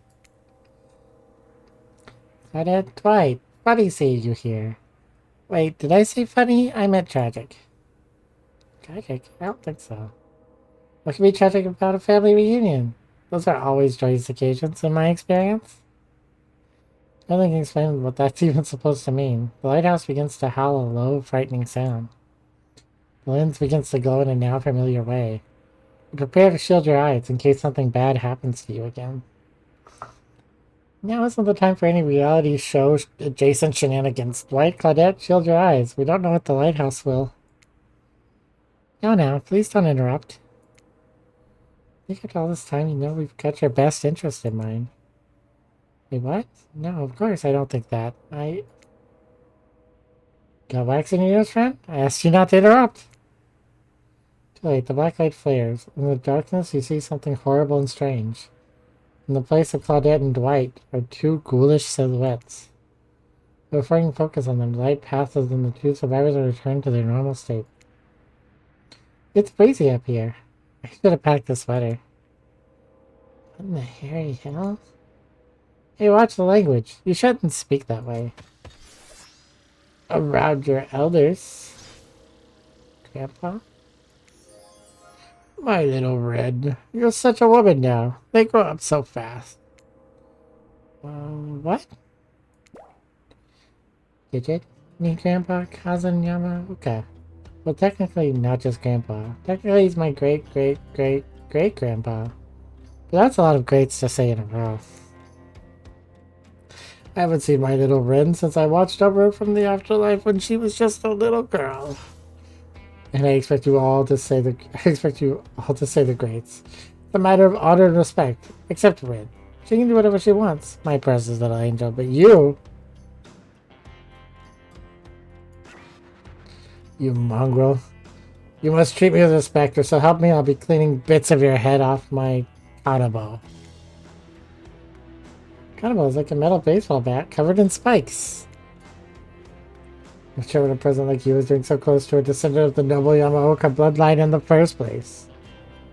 Yerk, Claudine, explain what's going on to me. That's right, sir. Claudette, remember? I explained to you that you were going to come meet with your great-great-great-great-granddaughter's suitor, and to give or withhold your approval. 5 greats! Great-great-great-great-great-grandfather, sir. Your honor, master, sir? Like, he's a samurai, not a judge.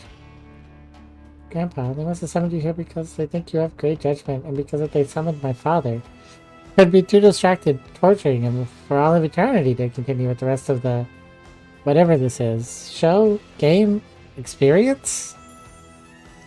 Ah, yes, that makes sense. Only a man of my own power and magnitude can help. Self-important much? Nice to meet you, Kazan.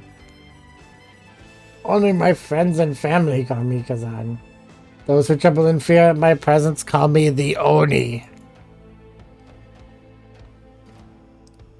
Savagely, the play spirit has a type. Sure you can or want to measure up to that?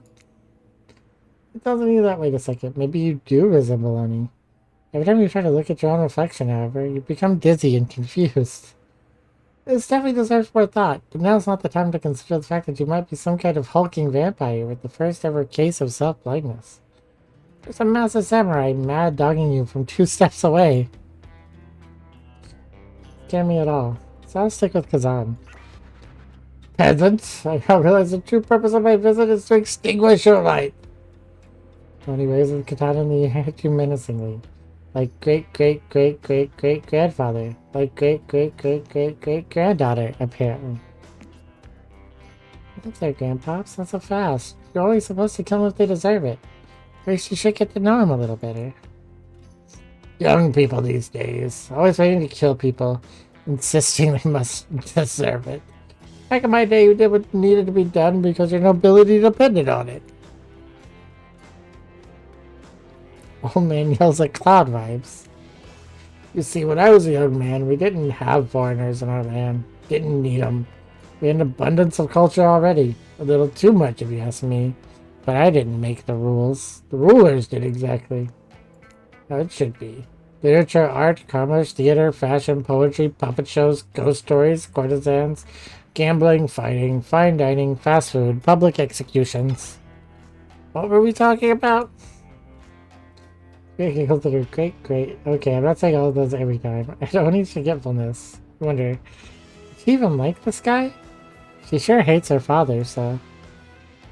Listen up, old man. We don't have time for you to list every activity available with the samurai the entirety of the Edo period.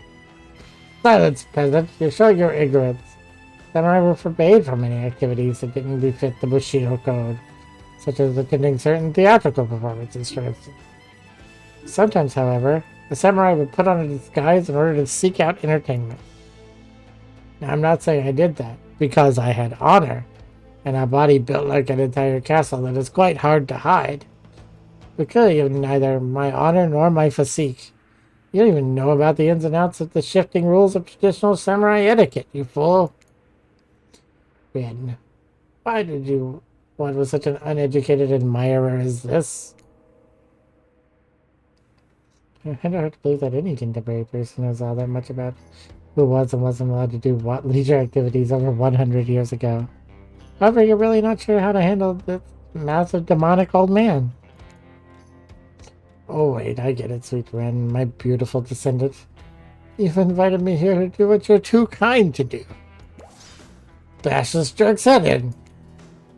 Claude Doris, fetch my cottonball. Men, wrap up your robe around this Mongol's hands and hold them still.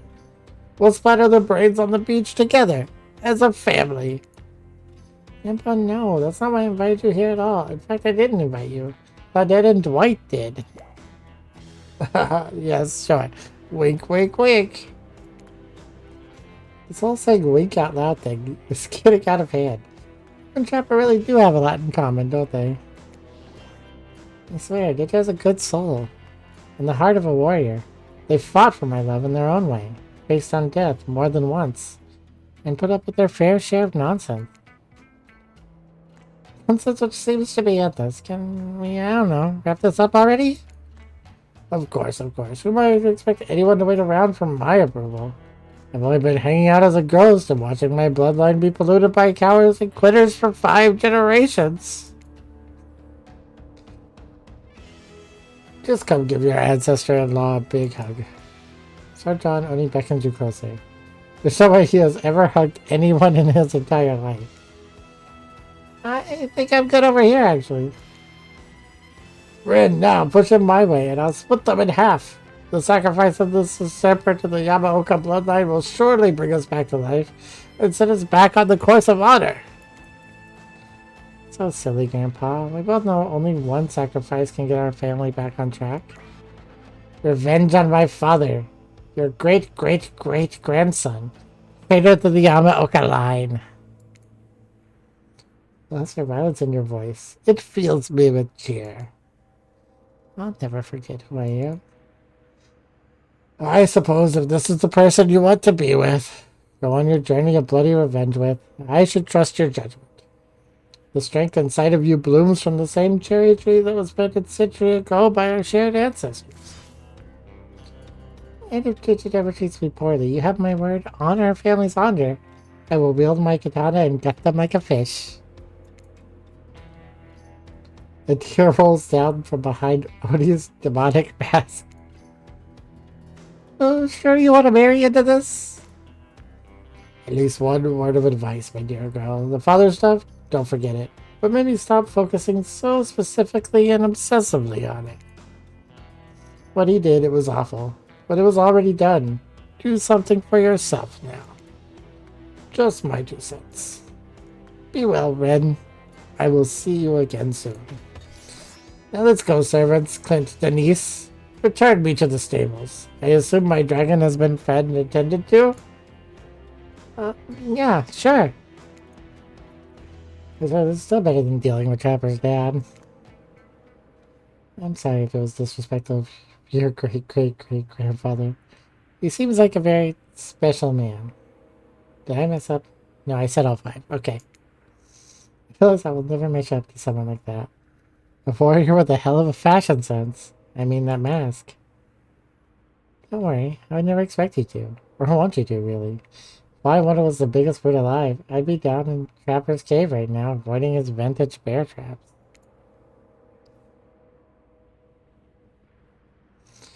But that's not the life I've imagined for myself. The sense of abstract duty, anger at a world changing around me, a lust for blood. That's no way to live, and yet, as you know, that is the Yamaoka way of life. Forever I'm cursed to battle against the dragon that lives inside me. Or at least, maybe I was. Until now. Call me the Dragon Tamer, baby. You haven't won the game yet. Please don't ruin it. Sorry, I have no idea where that came from. I think you spent enough time in this lantern room. Maybe we should get back to the beach. Ooh, this is pretty. The moonlight sets a romantic mood as storm clouds roll in and around the black lighthouse. You know, the sun might have set. But if we wait long enough, it will rise again. Sierra removes her sheer robe, showing you her strappy bikini. Her pale skin glows under the light of the moon. Maybe you could help me get a head start on applying tomorrow's sunscreen. Again? I mean, yeah, of course. Last time was, well, I definitely felt more connected to you afterwards. To be totally real, I just kind of asked you as a goof, but I really enjoyed it. I swear though, if you tell anyone about this, I will not be labeled a foot freak. Not that there is anything wrong with feet. It's just that something about that kind of attention really gets people talking. Steady. Steady. Oh no! Up too early. Close. Almost. Yes.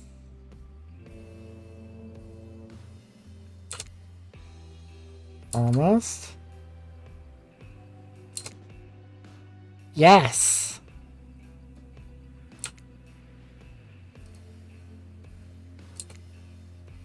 Almost.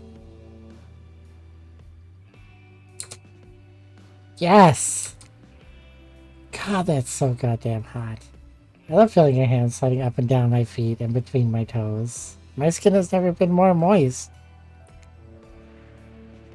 Get up here right now.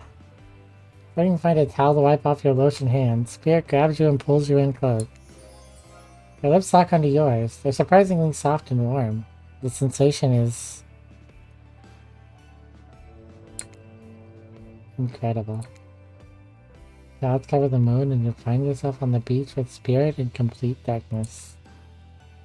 You feel the narrow straps of her bathing suit come undone and come to life, flicking through the air, wrapping around your body, lifting you up off your feet. Come here, you. So this is what it feels like to fly. The Spirit pulls you close, you feel bits of glass pressed into your flesh. Pain and pleasure mix and wash over you like the ocean. All the air stinging your skin as you writhe against your undead lover. The lighthouse howls. In the darkness, you're pretty sure that Spirit lets the dragon inside of her take over. If it kills her, you're sure it will have all been worth it. Clouds part just as you manage to pull yourself exhausted away from Spirit. I got a bloody shard of glass! Like a broken glass is lodged in your shoulder. When you pluck it from your skin, it drips blood. Sorry, I think this got stuck in me I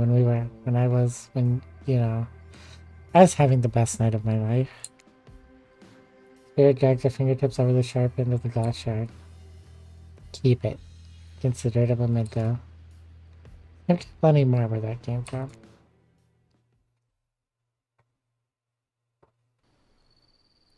You arrive at the beach to find Claudette and Dwight waiting for you. Now is the time, Digit. To face your destiny. Actually, about that. Digit, can we talk privately? Maybe I'm not here. Maybe someplace else would be better for this talk. You know how we feel about schedule, Spirit. Very strongly. And you know how I feel about you telling me what to do. Don't do it. Like I said, let's talk with Digit privately. No right to do it here in front of everyone. You know, from my experience in upper management at my father's mine, I know that if you're going to fire someone, it's best to do it in public so they don't freak out. Please, enough of the fire talk. Wait, you think? No, she couldn't be. They seem so in love. I mean, not really. Spirit is still Spirit. If I tried to imagine Spirit in love, I guess she hasn't attempted to murder Digit yet, so...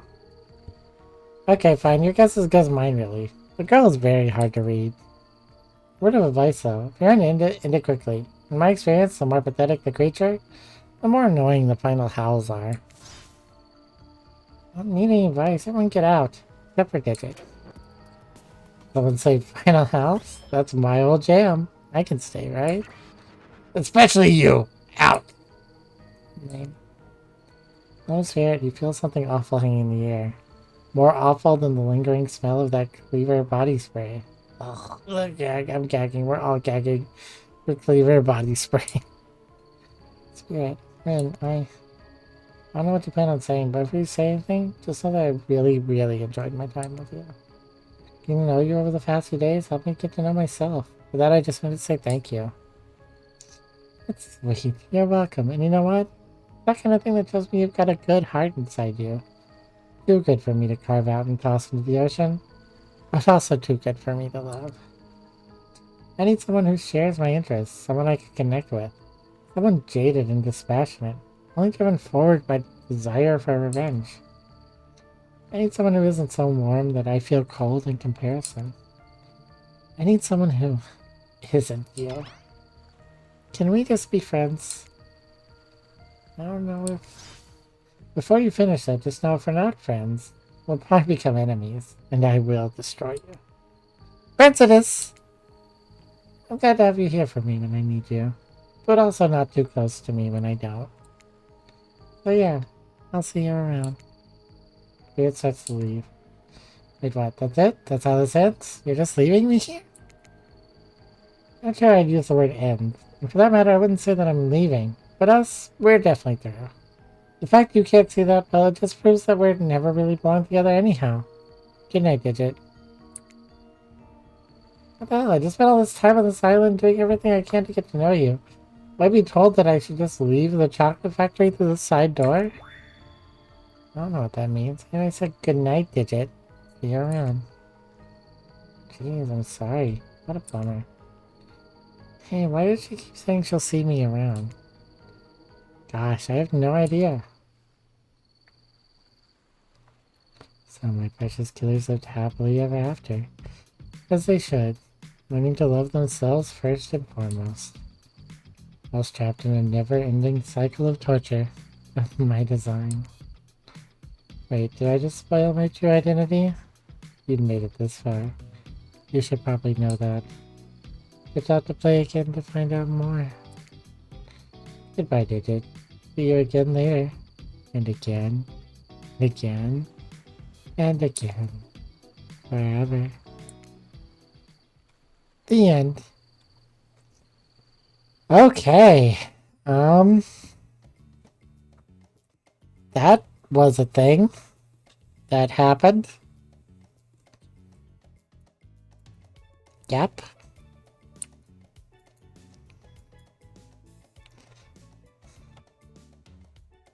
I mean, I'm assuming they all end that way, with randomly getting friend zoned.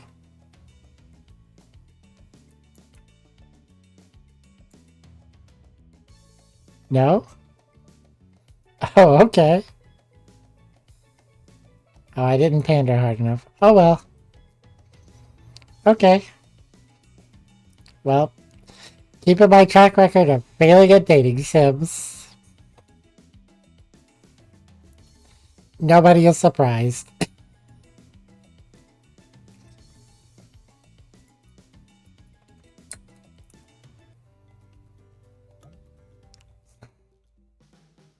Need more bamboo in your diet. Bad malarkey. Well, I enjoyed this. I don't know if I even want to do a second playthrough, but one playthrough was fun. I definitely enjoyed one playthrough.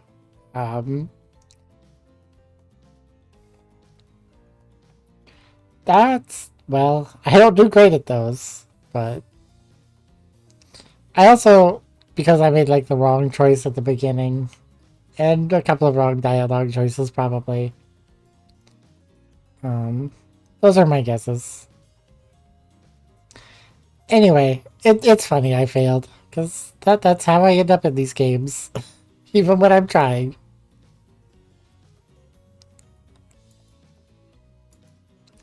Anyway, with that, let's see who we can raid. We can go from this straight into Dead by Daylight with Neo playing games. That feels appropriate.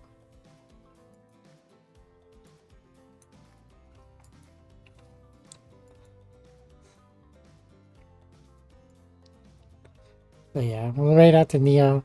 I hope everyone had fun going through this with me. And a lot of reading when my nose and throat weren't really weren't really cooperating, but it was a lot of fun. I really enjoyed it. I am super glad I got this as a Secret Santa gift. And if you all show up at YouTube tomorrow, I'll be playing Dungeons and Dragons. If not, I will see you all Thursday for Raft, which will start an hour earlier this week. Hope everyone has a great night, and I will catch you next time.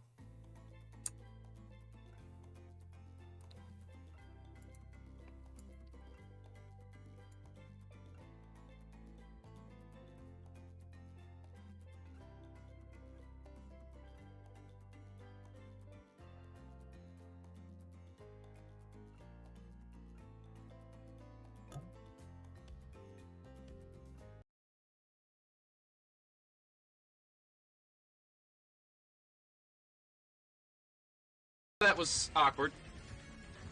Oh my god, and I'm being raided at the same time. This is not what I wanted. I'm fixing to go down and die during the raid. Yep, that was awkward.